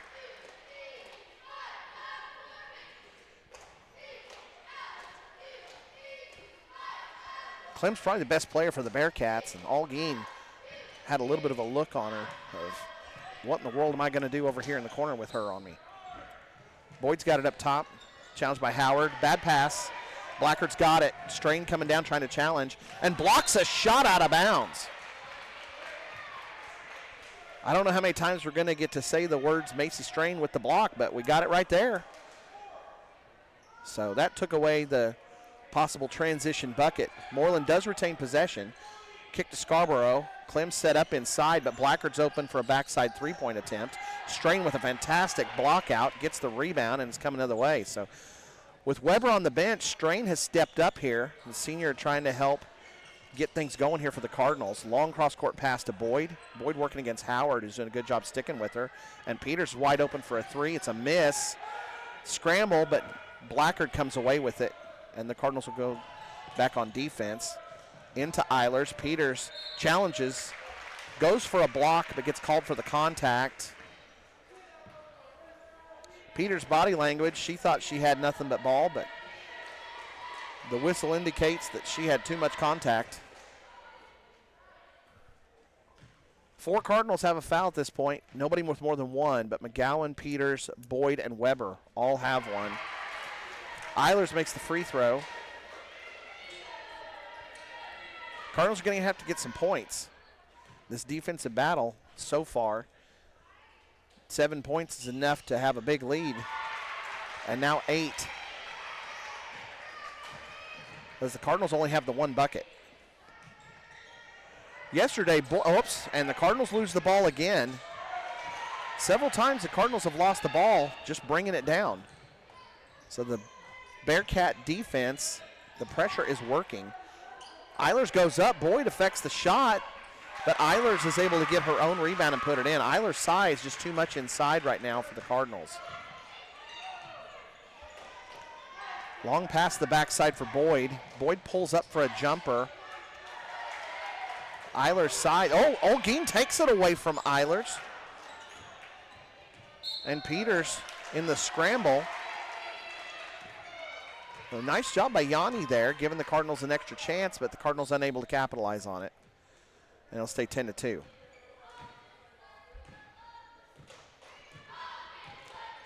Clem's going up now against McGowan. Love seeing that matchup. Clem can put up a lot of points, but McGowan so far has held her in check. Blackard on the outside. Boyd's matching up with her. Handoff to Clem. All the way across to Hannah Howard. Oh, lob pass inside for Eilers. Eilers is doing the damage. Not sure how much longer the Cardinals will be able to stay in the man. Might have to switch up to a zone before too long. Long pass. Peters looks the other side for Yanni. Pass a little too high, and it's turned over. Cardinals have turned the ball over a bunch on the offensive set.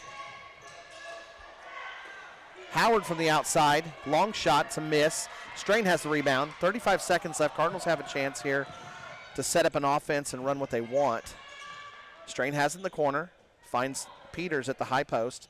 Peters off the glass and in. Peters had 19 on Friday to lead the way for the Cardinals, and she gives the Cardinals only their second field goal of the first quarter. 15 seconds left to go in the quarter.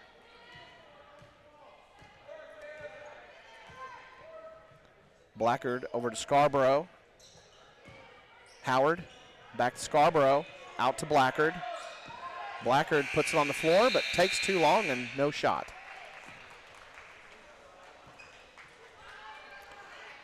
With Weber off the floor, the Cardinals offense has struggled to get things going.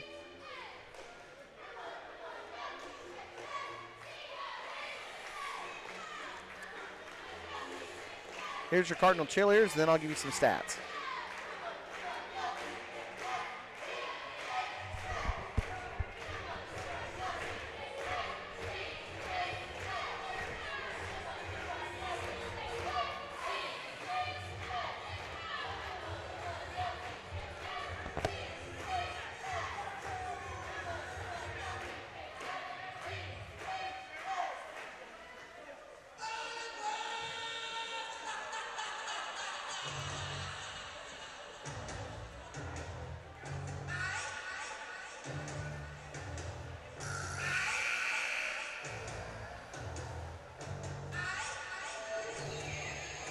All right, McGowan has a rebound, a foul, and a block. Peters has a bucket for 2, rebound, foul, and a block.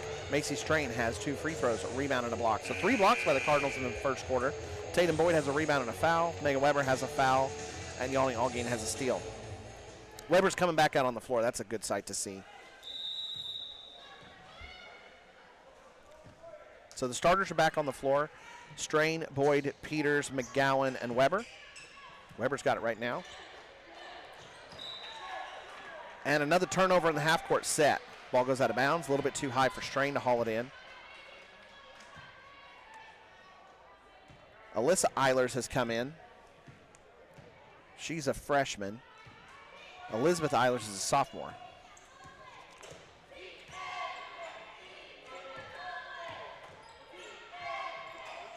Weber guarding Eilers up top. Elizabeth Eilers has taken the bench, by the way.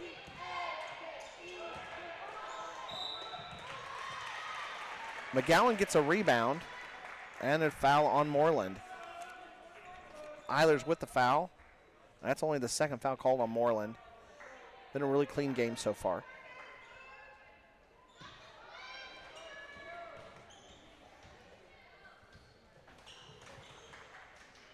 Cardinals working their way up the court. Boyd's got it, guarded by Howard, into Weber. Weber wasn't really open. She had 3 people around her. Cardinals were forcing a little bit. And Coach Strain wants a timeout to talk things over. Cardinals are making some passes that aren't probably the first choice of Coach Strain. And then some of these passes were off just a little bit, and the ball's going out of bounds. This was something that was happening when the Turpin Mooreland game, when the boys were playing a moment ago, but it was the Mooreland Bearcats making those turnovers. Right now, Cardinals seem to be feeling a little bit of pressure from the Mooreland defense, and it's working against us. Too many unforced errors has got us on the backside of 12-4 score. Hopefully, somebody can step up. Alyssa Peters on Thursday had a tremendous game.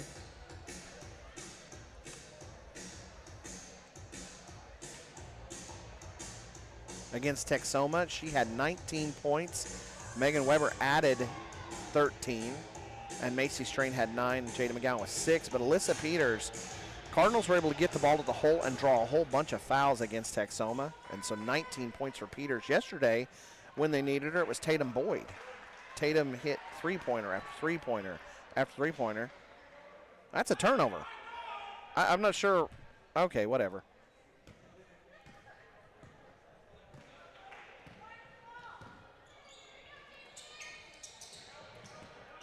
Blackard's got it in the corner. Cardinals are staying in the man-to-man. Weber's working on Clem. Eilers is staying inside right now. So it's one Eilers working against the 4-out or the other.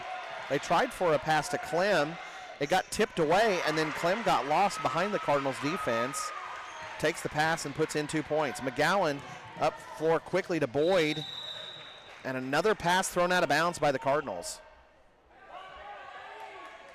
Cardinals trying to push pace here. It was a good idea for McGowan to get up to Boyd, but she threw it to her backside arm, and Boyd couldn't handle the pass, and it goes out of bounds. So the Cardinals now down by 10. It's early in the first half. Cardinals offense just can't get going yet. Clem up top. Mooreland using a whole lot of screens here. Eilers tries to clear things out for Blackard. Clem's now got it on the edge. Blackard up top going against Strain. Blackard working her way into the lane. Kick out for Scarborough. Boyd challenges him, can't get the ball away from Scarborough, and Blackard got it, and Mooreland will reset. Clem up top. Peters is on her. Over to Blackard again. A lot of movement by Mooreland. Cardinals doing a good job of hanging with him. And the long pass gets intercepted by Megan Weber. And the Cardinals will go the other way. Time for the Cardinals offense to get things working here. Pass cross court to Peters. Peters working against Clem. A lot of contact.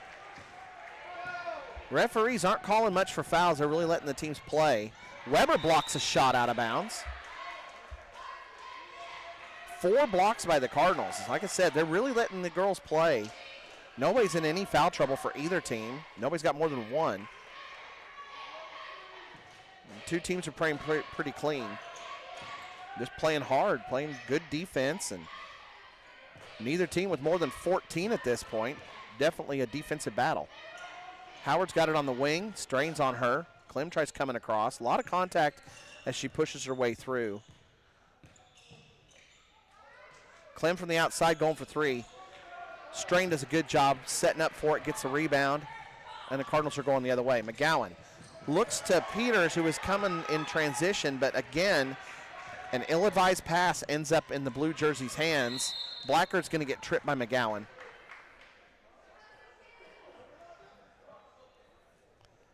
Not a lot of contact on it, but it was what made her fall, so it'll get a call for foul. Yanni will come in. Somebody's going to get a chance for a break. That'll be McGowan with the 2 fouls.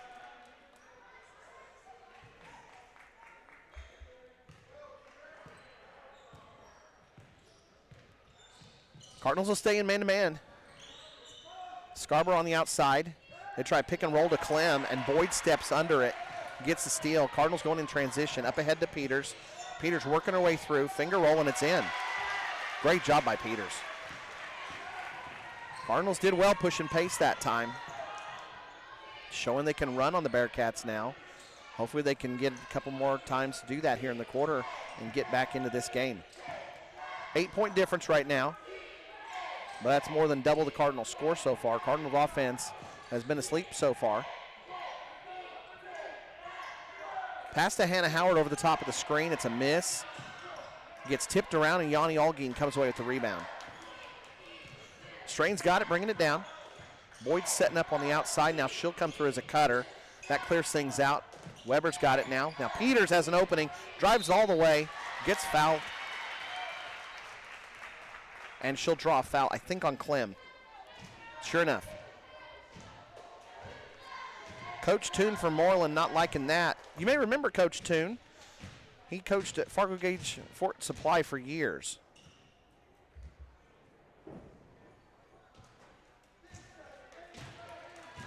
Peters misses the first. Elizabeth Eilers is going to come back in.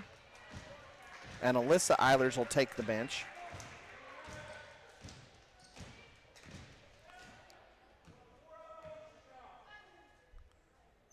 Peters makes the second.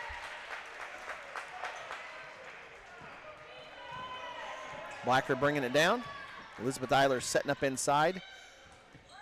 Weber's making sure she doesn't have a clear path. Lob pass to her, gets tipped away. Cardinals are waiting on her to get that lob. Peters was coming in from the backside.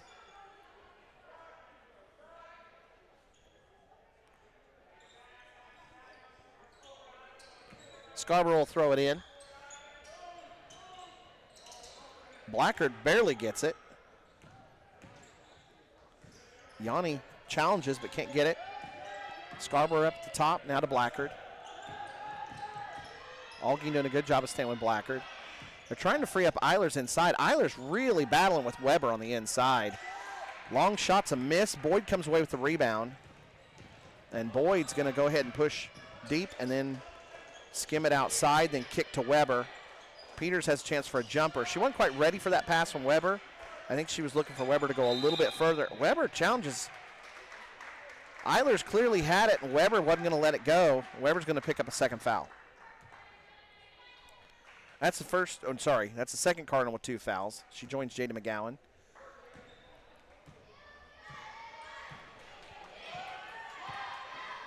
This may be one of those games where once somebody gets hot, that makes the difference in the game. So right now, both teams under 14 points. 21 points between them. And we're most of the way through the first half. Strain does a good job. She had position and got pushed by Scarborough.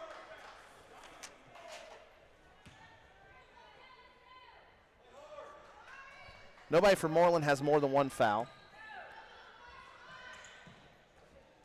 Mooreland in that 2-2-1.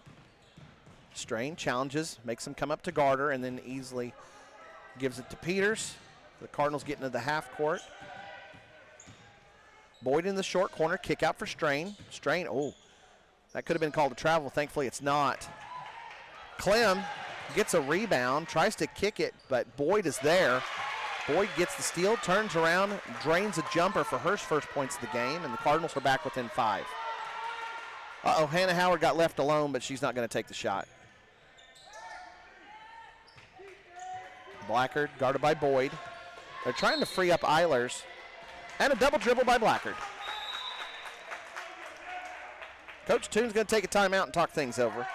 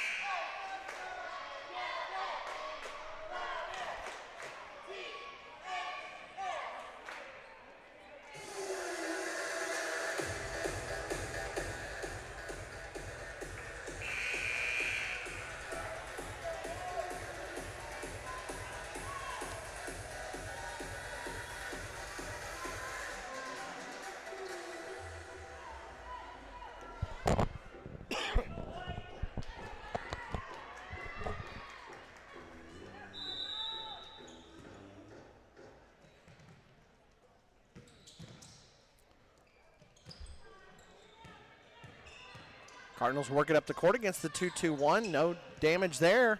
Cardinals have figured out that press from Mooreland. Weber goes baseline, gets a jumper over Eilers, drains it, and draws a foul on Eilers. Beautifully done. Eilers does not have the movement to stay with the post players for the Cardinals.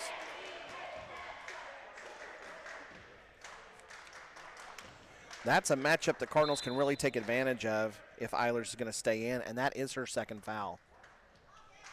Oops, that is not her second foul. Her sister had the other foul.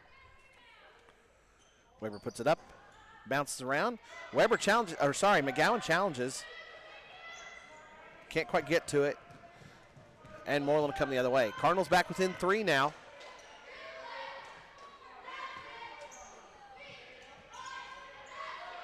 Clem inside. She gets fouled. Are they going to give her the shot? They do. And she got fouled by Strain. That's her first foul. The Cardinals have distributed the fouls pretty evenly. Clem's got to be watched. She is the best offensive weapon for this team. And currently, Eilers does have 8. A lot of contact. Yanni gets the rebound after the miss. Up the floor to Boyd. Boyd over to Strain. Algeen pops out. She's got it. Weber's come out, by the way. Kick to Strain. Strain's got an opening. Puts up that little floater. And it's in. Nice job by the senior. And the Cardinals are back within 3. Boyd working against Blackard. Blackard loses it, and that's another double dribble. Weber's going to come back in. Coach Strain's trying to protect her with those 2 fouls here in the last moments of the first quarter, or first half.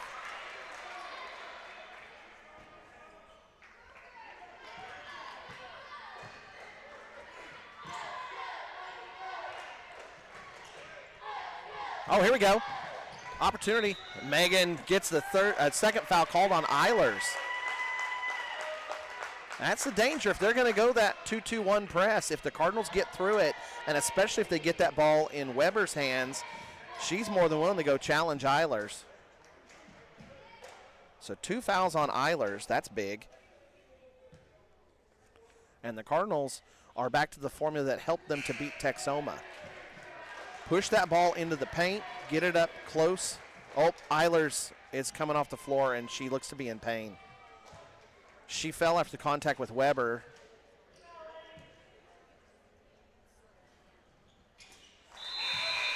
Weber makes 1 of 2. Cardinals are back within 2. Cardinals are not running pressure. Things are working right now. They're within 2 of Mooreland. They survived the first quarter when they were cold as ice and throwing the ball away a bunch. Adjustments have been made. Things have gotten fixed. Oh, that looked like Boyd got that ball clean, but it was right in front of the ref. He didn't like what he saw. So he calls a foul on Tatum. He didn't say exactly what happened. That is 2 on Boyd. I think he's going to say that she got the arm. It didn't look like it was body, but we're at the wrong angle to be able to tell. Clem throws it in Scarborough. Clem sets up in the low post. Alyssa Eilers has come back in. Weber's on her. And McGowan's staying with Clem. McGowan's done a good job on Clem. I know I keep saying it, but McGowan is doing such a good job that we're not seeing just how dangerous Clem can be, but she can throw points in bunches. McGowan has taken that part of the Bearcat offense away, though. Blackard has it up top again. Eilers sets a screen for it, and now it's over to Howard from the corner. Howard puts it up. It's a miss. McGowan fights for it and gets the rebound. Cardinals have it going the other way. Strain bringing it up. Strain sees an opening, loses it, but Weber's there to help her. Weber has it the high post out to Strain. Strain pushing in, trying to draw contact against Eilers. It's a miss, and Weber ties up with Eilers. Did I call it a foul on that? Ooh. She had 2 hands on the ball. I don't like that. Not a fan of that call. I know he doesn't care what my opinion is. Fouls are even in the quarter. Both teams have 5. That does put Eilers at the free throw line shooting 2 with 7 seconds left.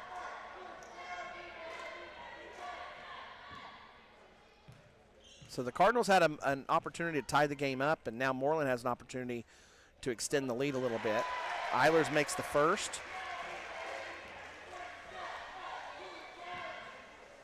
So all of the starters but Alyssa have 2 fouls now. And nobody from Mooreland has more than 1, except for Eilers. The older Eilers, that is Elizabeth. Oh, Cardinals lose the ball. Must be going around a little bit. Both teams have lost the ball. Unforced errors here. 2 seconds left. Scarborough's going to chuck it. She comes close, but it doesn't go in, and it'll be a 4-point difference.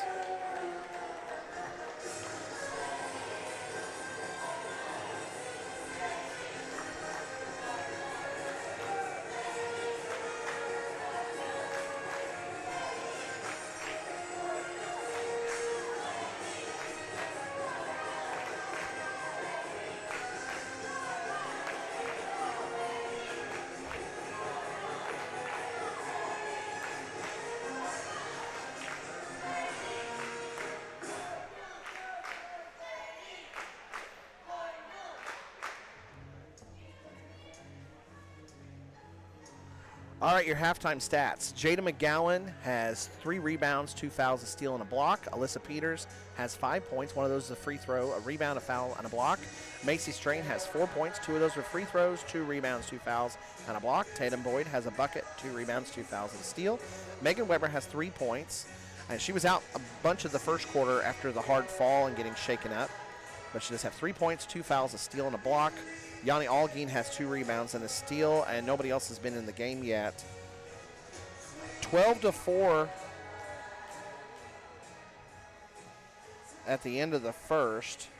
Mooreland with the lead, but the Cardinals fought back and won the second quarter 10-6. So hopefully the Cardinals can keep it going. Hopefully they got everything fixed from the first quarter. So the Cardinals now trail by just 4. I didn't get a chance to talk about the path these two teams took through this bracket, but let me take a moment and talk about that right now. Turpin faced off against Texoma on day 1. That one was a battle. Cardinals jumped out all over Texoma, and then Texoma tried to fight their way back into it and did make a close game of it, but the Cardinals pulled away in the fourth with a 9-point win, 54-45. Alyssa Peters with just a tremendous game. Cardinals did a fantastic job of attacking the basket, drawing fouls on Texoma, and then making free throw shots. And Peters made 16 free throws to lead the way for the Cardinals. 15 free throws. Then that was 2 days ago. Then yesterday the Cardinals went up against Merritt. And Merritt, the defending state champion and ranked team in 2A, Cardinals battled them for all they wanted through 3 quarters. It was a tie game still in the third quarter. And the Cardinals, with tremendous defense and savvy offense, were playing with them. And then Merritt was able to pull away at the end, finished it off. And so Merritt's playing in the title game against Wacomas. That's what put Turpin in this third place game. Mooreland played against Sayre. Sayre's struggling this year. That's a gentle way of putting it. And Mooreland beat them by almost 40, 62-23. Then Mooreland played against Wacomas yesterday, and that game was a good one. Wacomas jumped out early on Mooreland. Mooreland fought back, came close, but just could not finish it, and Wacomas beat them. So now Wacomas will play Merritt for the finals, and that's how Mooreland ended up here. So we got a couple more minutes for halftime. We've been playing the esports feature for all of the halftimes made by Nia Moreno. Our esports team, we're super proud of them. We're a young program. There's some other schools in Oklahoma that have done esports for longer than we have, but our Cardinal esports team is coming on strong. They were very competitive in tournaments this year, won a whole bunch of duels this year as well. And we did have a young man qualify for the state tournament that's going to be coming up on Monday. We do not have information on streaming on that, so I don't know what to give you on that. But we do have a feature on it made by Nia Moreno. We're going to play that, and then we'll be back for the second half.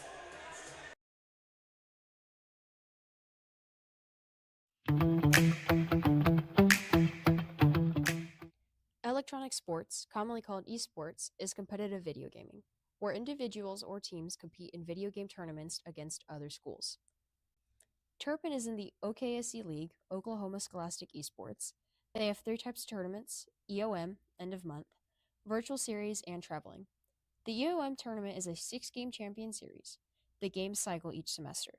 This semester, Turpin participated in Rocket League 3v3 and NCAA Football 25 1v1 and made playoffs in both.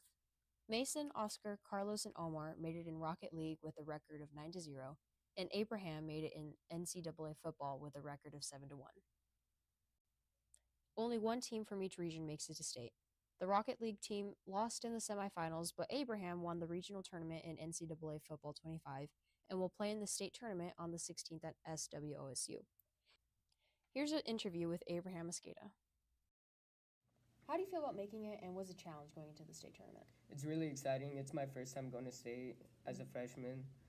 I know it's going to be really tough and challenging for me, but I just got to stay focused, stay locked in, and put in my best effort and do what I got to do to get that dub next week. Okay, good luck. Thank you.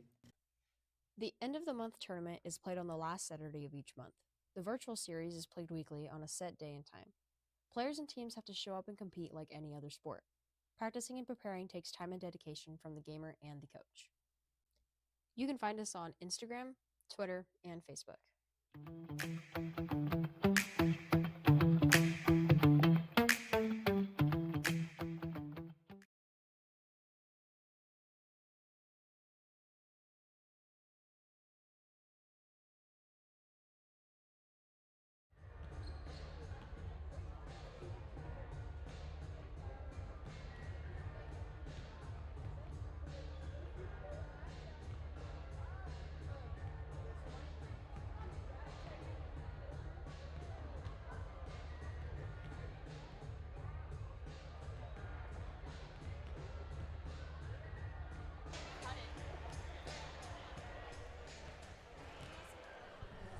All right, getting ready for the second half, and the Lady Cardinals are out, but Mooreland's not yet. So Mooreland's still talking things over.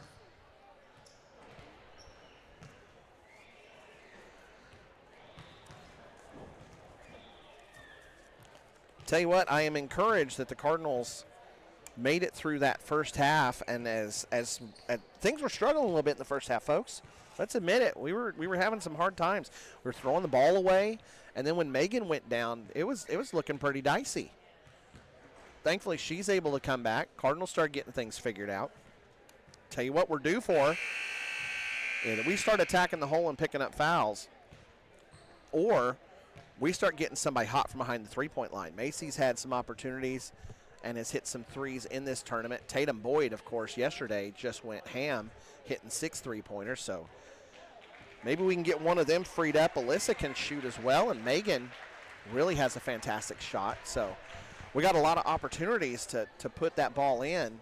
So if we can get somebody hot here and take it to Mooreland. Now, hopefully Mooreland's not able to put together some adjustments that can counteract this. But I tell you what, you got a coach on the sideline for the Cardinals who's taken a team to state before. He's got a lot of years and a whole lot of basketball under his belt. And even though Coach Strain is in Norman today celebrating as his son is graduating college at OU, we know we're in good hands. Coach TK, Coach John Barnes also there, so a whole lot of basketball knowledge on the sidelines helping out the ladies. Starters will re-enter the floor for the Cardinals. Possession arrow goes Mooreland's way to start things out. But we'll see how things can fare. Cardinals only down by 4 after a pretty rough first quarter or so. They won the second quarter. We put together another quarter like that, we'll be sitting on top. And the Cardinals had a chance to tie at the end of the second quarter before Mooreland hit those 2 free throws to make it 4. So I like our chances, folks. Alyssa Eilers is on the floor instead of Elizabeth. Otherwise, it's the rest of the starters, Howard, Blackard, Clem, and Scarborough. Blackard gets open for a three-pointer, puts it up. Whoops, Strain ran through her. Oh, they're going to say it's on the shot, not on the rebound, on the floor. So Blackard's going to get to shoot 3.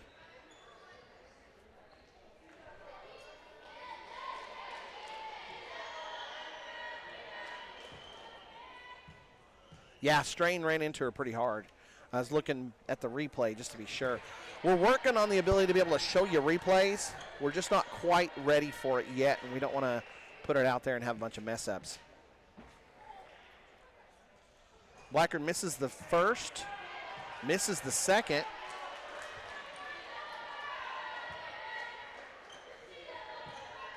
Cardinals talking things over, getting ready, making sure everybody knows their assignments for rebounding here in case Blackard misses another one.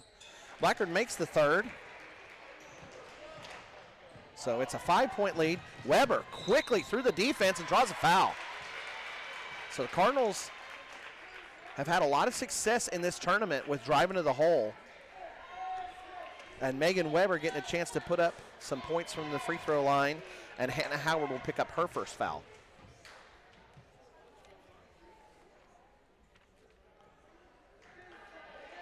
Weber misses the first. She's a really good free throw shooter. So we sure love getting her to the line as much as possible. Megan makes the second. Blackard's got the ball coming the other way. Boyd stepping out to meet her. Cardinals are staying in man-to-man. Scarborough's got it. Looking to go inside. Out to Blackard. Clem's really working hard. She's wanting that ball.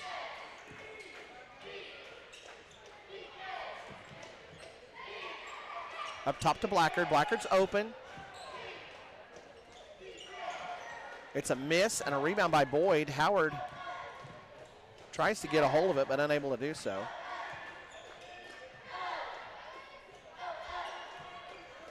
Boyd to McGowan. McGowan's got an opening. Kick out to Weber. Man, Cardinals got to get their passing figured out. They turn it over again. Passing's just not on point. Youngsters who are listening, whenever you're working your passing drills, your target's the chest of your teammate. Cardinals right now are throwing a lot of balls high, and they're going over the heads and out of the reach of their teammates. There's the reason we work fundamentals so very much from young ages. Cardinals, by the way, have young teams playing today in Liberal. So trying to get Cardinals going strong early on. Howard puts up a shot and misses it. Peters ties up the rebound attempt. And Sheehan Eilers will draw a jump ball. Elizabeth Eilers will come back in. Alyssa Eilers is going to come to the bench. So the two Eilers sisters switch spots. And the Cardinals have the ball again and trail by 4. Cardinals have never led in this game. Oh, backside cut by Strain. Beautiful job. Strain puts it in. Fantastic pass.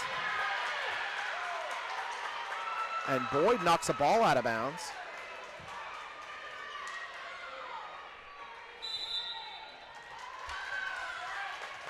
And Coach Toon wants a timeout.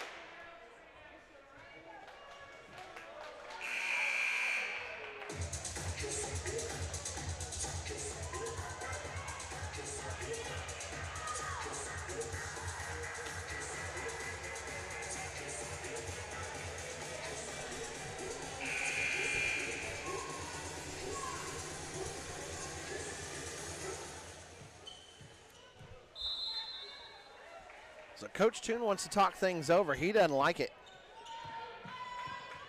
He doesn't want to see that play run against the Bearcats anymore. So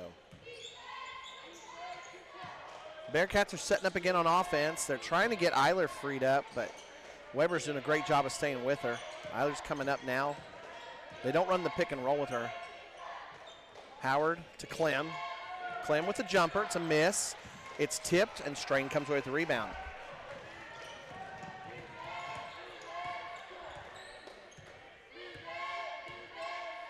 Cardinals go to a double high post. Weber and Peters up top. Trying to feed it Peters inside. Oh, ball gets lost, intended for Weber. Blacker coming the other way in transition. Strain has to give up on her. She misses the shot, though. Howard misses it, too. And Eilers finally there. Cardinals couldn't get the Bearcats cleared out. And Eilers picks up an easy bucket in the follow. 4 points again, the difference. Every bucket's counting in this game. We're still at less than 40 points scored between the two teams, and we're deep into the third. Strain's got it. She had a chance for a pick and roll there with McGowan, but instead Cardinals will look for something else. Weber's got an opening. Weber goes up, takes contact. She'll get to shoot 2.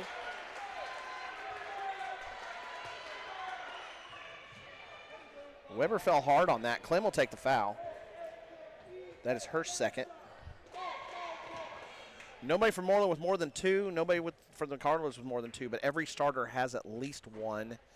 And Alyssa is the only starter who doesn't have 2.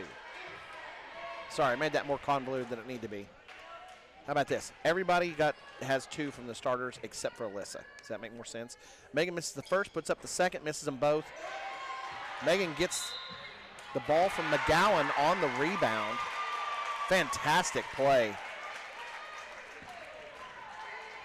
Megan hits the shot, gets fouled, and it's going to get the chance for an and one. McGowan, tremendous hustle, staying there in the land of the Giants. Gets a rebound on the fingertips, kicks it to Megan, who was coming in hard, and Megan gets the bucket. Oh, Jada tries to challenge Howard, and she'll pick up her 3rd foul. That was a tough one. Cardinals have to be careful here. They ended up into the bonus earlier in the game, and Mooreland got to shoot some easy free throws. Blackard up top, directing everything. Howard up top to Scarborough. Clem popping loose, but McGowan's right on her. McGowan has just done a fantastic job keeping Clem bottled up.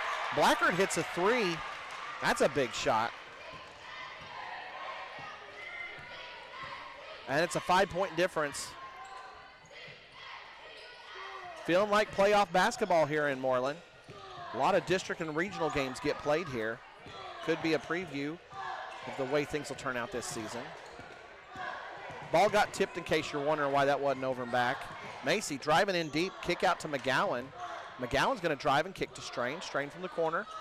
It's off, but Boyd is there. Boyd gets a lot of contact, throws it up, and McGowan's underneath. And McGowan's going to draw contact and get to shoot two. I tell you what, right now the Cardinals are out hustling the Bearcats. That's going to be another foul on Clem. That's three. That is huge. Clem and Eilers, the best scoring options on the floor for the Bearcats. And Clem now carrying 3 fouls. It's a tough spot for Coach Toon. He's not bringing anybody to the scorer's table. So he might leave her in. McGowan hits both free throws, and the Cardinals are back within 3, 24-21. We're finally over the 40-point mark.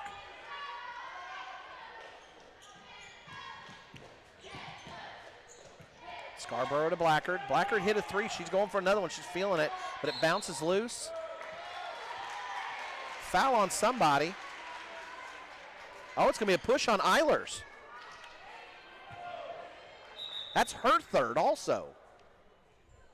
And we get to shoot two. So who did Eilers push? I think it's going to be Megan. Megan took that hard fall in the first and has not been quite herself. One of the ways that you can tell is that Megan is a very good free throw shooter, but she has struggled at the line today.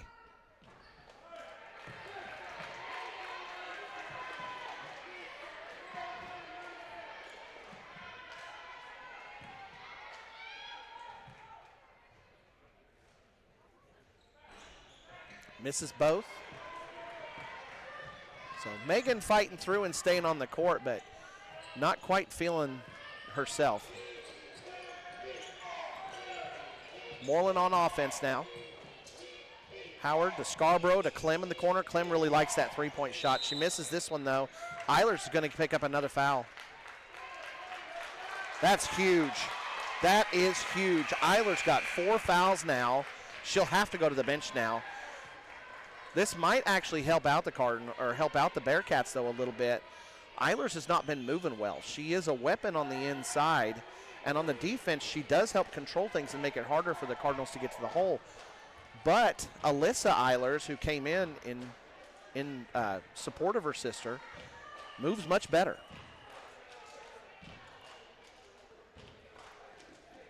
Eilers tried to go to the floor. Technically, it's actually a technical to do that, but nobody wants to call that right here. Everybody understands Eilers knew that she was going to have to leave the floor. But if you want to get really technical about it, that should have been called.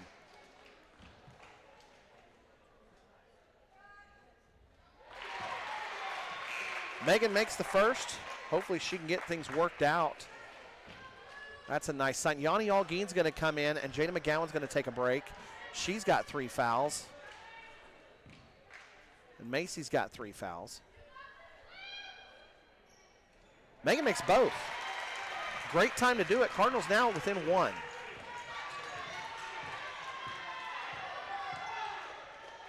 Cardinals winning the third quarter so far and trying to take control of this game, but you get the feeling this one may come down to some last-minute heroics or a big moment by somebody. Blackard to Howard. Scarborough going baseline, puts up a shot, and it's a miss, but too much contact. I think Algeen's going to pick up the foul. Yep, Yanni's going to pick it up. Scarborough got around her, and Yanni tried to help out and came in, and they One of the things a ref will tell you is they're fine with the first person making some contact in defense, but if you're going to double team, you better play very clean. Scarborough makes the first free throw. Makes them both. So the teams trade pairs of free throws, and it's back to a 3-point game. Boyd's bringing it up the floor right now. Boyd working against Howard. Howard's done a fantastic job on Boyd. Oops. Boyd was looking to get it to Weber and turns it over. Eilers hauls it in, and then a double dribble. Howard not known for her ball handling. She's more of a defensive specialist, and she got the ball after the steal, but then turned it over. McGowan's going to come in, and Peters is going to get a break. Coach Strain doing something really savvy here. He's rolling the starters in support for each other, letting them all get a quick break before the fourth quarter. Pass to McGowan. Looked like a lot of contact from Scarborough. Boyd's not going to challenge here, and Howard's going to go for a layup the other way. So the ball got poked away. It looked like enough contact that maybe it could have been called, but Mooreland on their home court probably not going to get that call against them too often.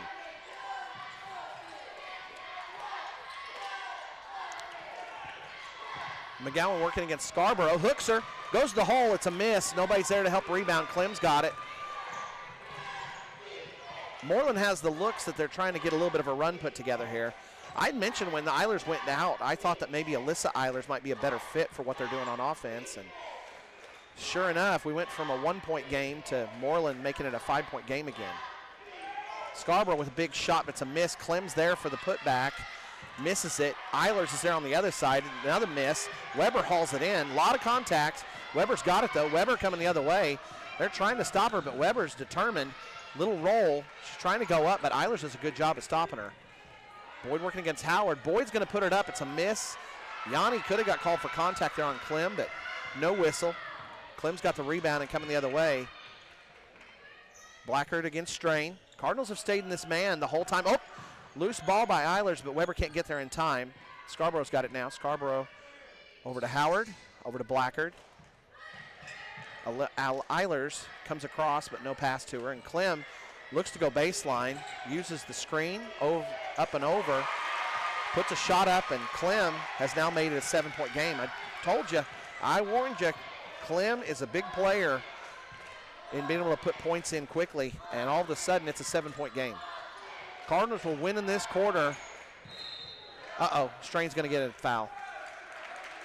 Yeah, she stuck her hip out.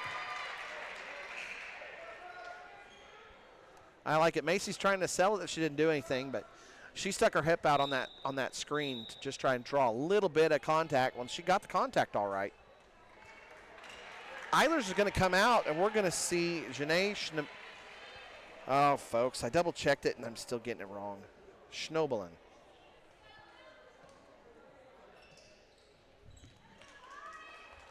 Cardinals have 4 fouls.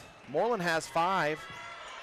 Mooreland hasn't picked up another foul since Eilers got the foul that sent the Cardinals to the line.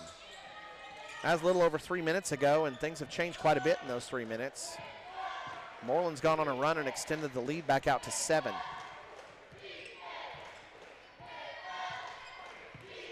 Fouls have been called since, but have all gone the way of the white shirts. And Cardinals now sitting at 4 fouls. Macy now has 4. She's out there and she's playing with them. Schnobelin takes a long shot and misses it. That'll end the quarter. Things were looking up for the Cardinals. They had their biggest quarter and scored 12. No, that's not correct. I'm sorry. Cardinals scored 5 points, but the defense had done a great job of holding Mooreland down.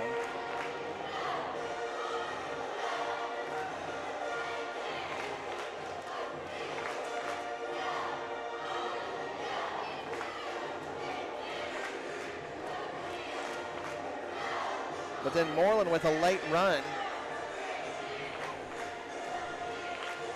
puts 12 points on the board and ends up winning the quarter.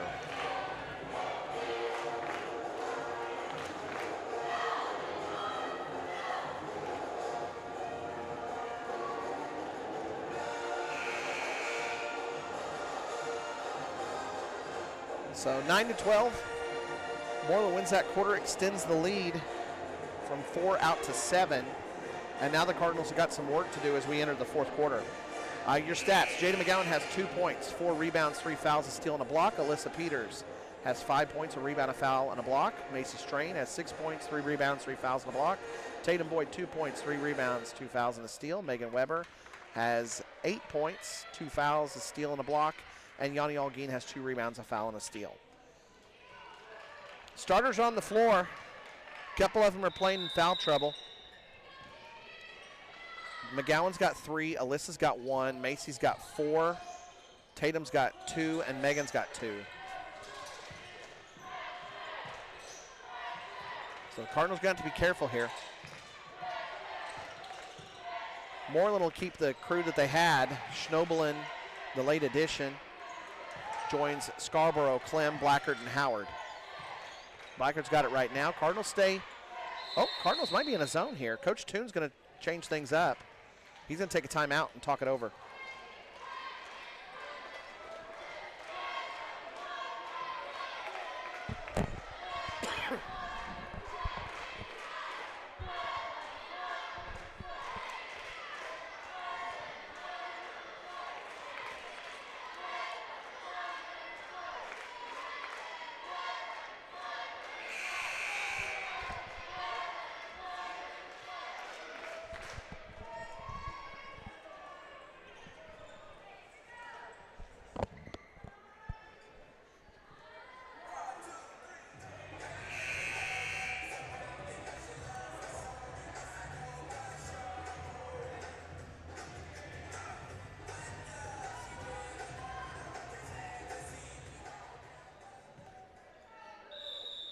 Lexus Barron has come in. First time to see her today.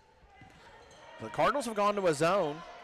So Coach Strain here playing chess with Coach Toon, changing things up a little bit. Eilers has it on the backside, puts it up, and it's a miss. Clem tries to fight through. Oh, a lot of contact. Boyd was down. Howard was down.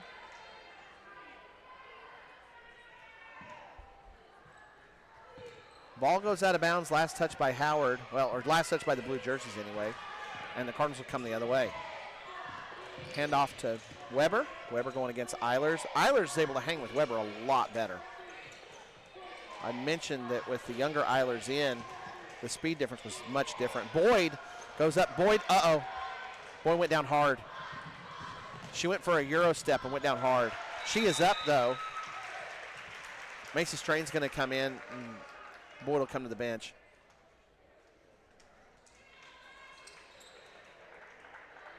I think all of the Cardinals took a collective breath there, hoping to wait and make sure that everything's okay.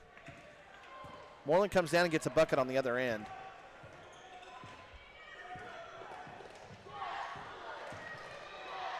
So it's a 9-point game. Cardinals got to work some work to do coming back here. Peters on the outside. McGowan getting through, and she's going to draw a foul.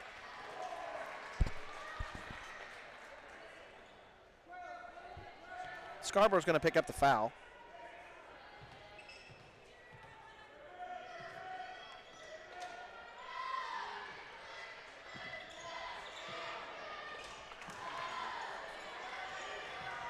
Miss on the shot. Blackard's got the ball going the other way. Blackard's the one who hit the bucket when Boyd went down. Mooreland looking for their first double-digit lead. And they've got it. Put in by Eilers. Eilers has been a big lift off the bench. She's done it with defense. Oh, and a turnover by the Cardinals.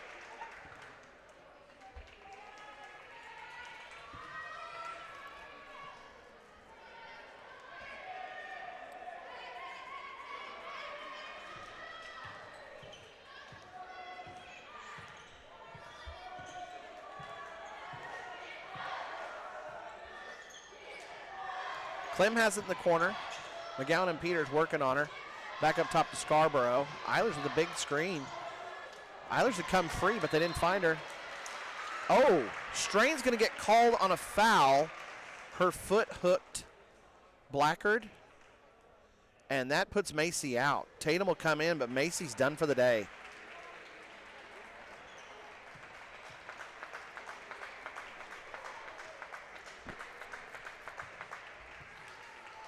That hurts. There's a lot of game left to play.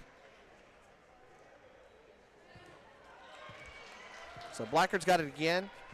One foul on each team.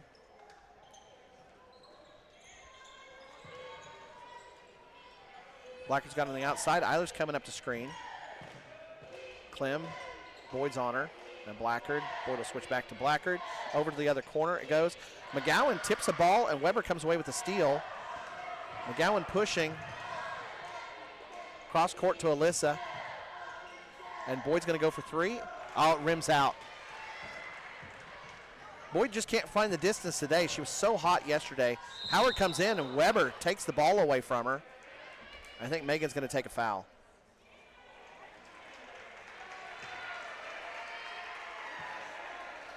Yep, Megan's going to have a foul.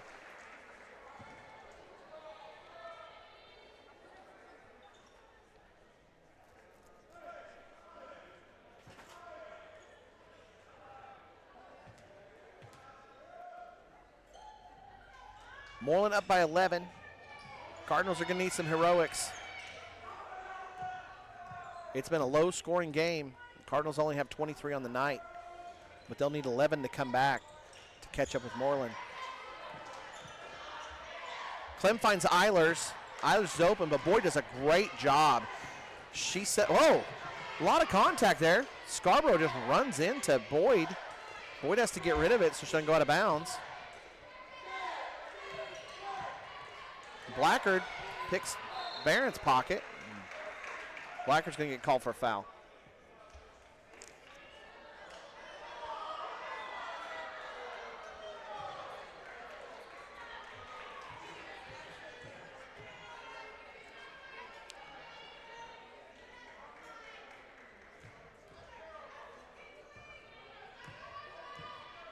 Weber's trying to set up inside. Eilers isn't going to let her have position. A lot of contact inside. Peters goes for it. Clem pokes it away, and you got to call that. Clem's going to get called for a foul. Kind of late on the call. That is 4 on Clem. That'd be a big loss for the Bearcats. Eilers already sitting on the bench with 4. Elizabeth Eilers is. Alyssa Eilers is out there right now. Alexis Barrett getting ready to throw it in. Gets into Weber. Eilers all over Weber. Peters going to go for a long 3. Rims around. Barron had come in trying to get to it. And they're going to say Blackard touched it before it went out of bounds, so the Cardinals will have it again.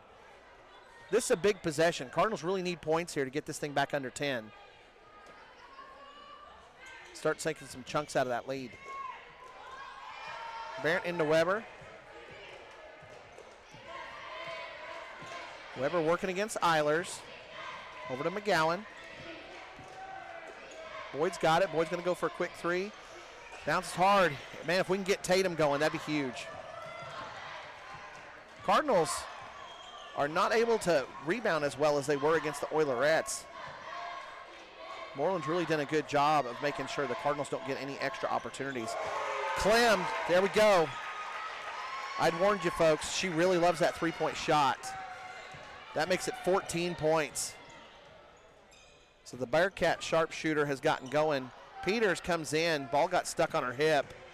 She still got it up, but it's a miss. And Blackard's got it going the other way.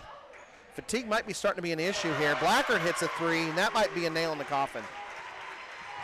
Huge shot for the senior. That's now 2 3-pointers for her in the second half. And Coach Strain's going to take a timeout and talk things over. This thing went from a 1-point game in the third quarter to a 17-point game with just over 3 left to go. Strain going out's tough. That takes away a ball handler, somebody who can attack the basket on the drive, and a 3-point shooter.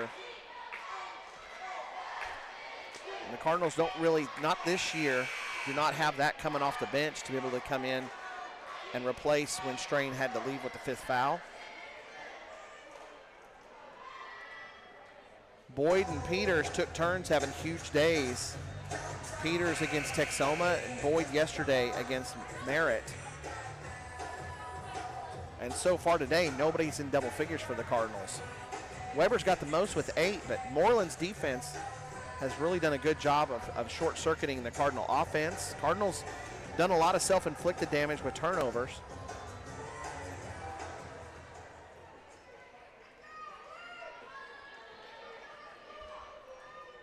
But Mooreland looks well on their way to taking the third place trophy here in the tournament. Cardinals aren't done yet. Weber's working inside. Tell you what, Eiler's really giving her a lot of the business down there in the post. McGowan trying to work against Scarborough. Kick to Barrett, back up top to Weber, and Weber will go inside again and draw contact. That's going to send Clem to the bench. That's 5 now on Olivia Clem. She's waiting and acting like she's not out, which is funny. Oh, they put that on Blackard. You've got to be kidding me.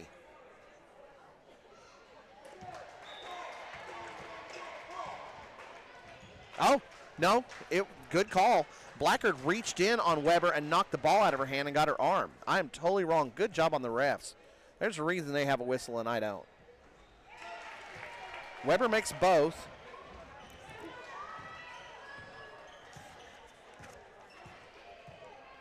That is now 3 on Blackard. So Blackard's got 3. Scarborough's got 3. And Clem has 4. Good job, Jada McGowan knocks the ball away. Ends up in Tatum's hands. Tatum leading the fast break.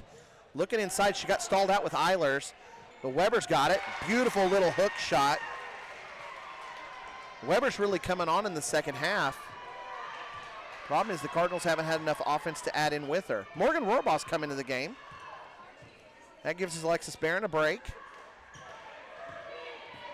Morgan's got a lot of scrap to her. She's good at finding loose balls. Her matching up on Blackard's a fun combination. Scarborough's got it up top. Boyd's coming out to challenge her. And he'll go to Blackard. Morgan steps up to take Blackard. Hand off to Scarborough. Morgan stepping up. Coaches are telling her it's okay, get out there and play some defense.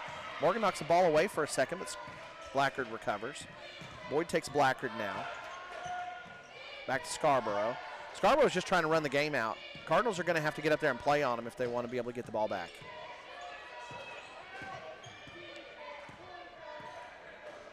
Boyd jumps it after Blackard gets it. Blackard has a carry, does not get called. Ball gets knocked out. Tell you what, the referees did miss a carry on that one. Trinity Smith's at the scorer's table. She's going to come in. Tatum Boyd will come out. She'll be done for the night. 94 seconds left. This one's going to be a done deal.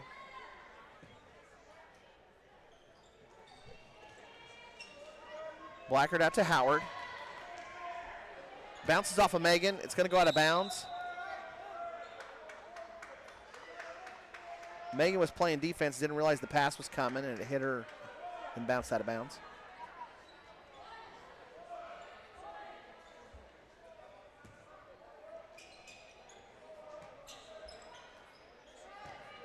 Howard's got it. She'll come back up top. Alyssa will come out to her.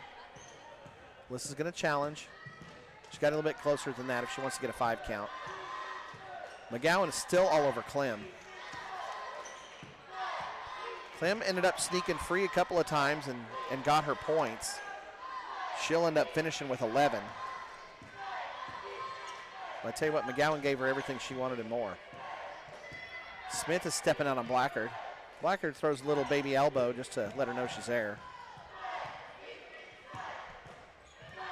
Clem gets it, McGowan challenges her, and Clem will give that one up. Howard. McGowan's on her now and harassing her, trying to get that ball away from her. Blackard's got it. Blackard splits a double team, passes it off to Howard.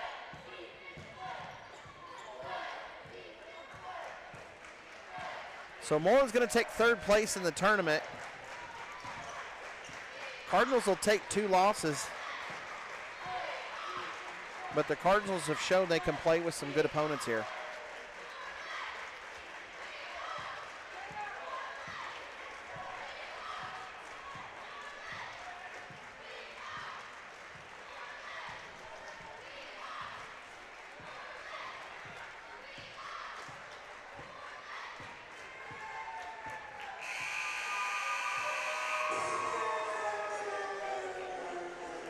All right. Let me go through the stats and we'll finish things up. Basketball is done for this week. There's one game left before Christmas.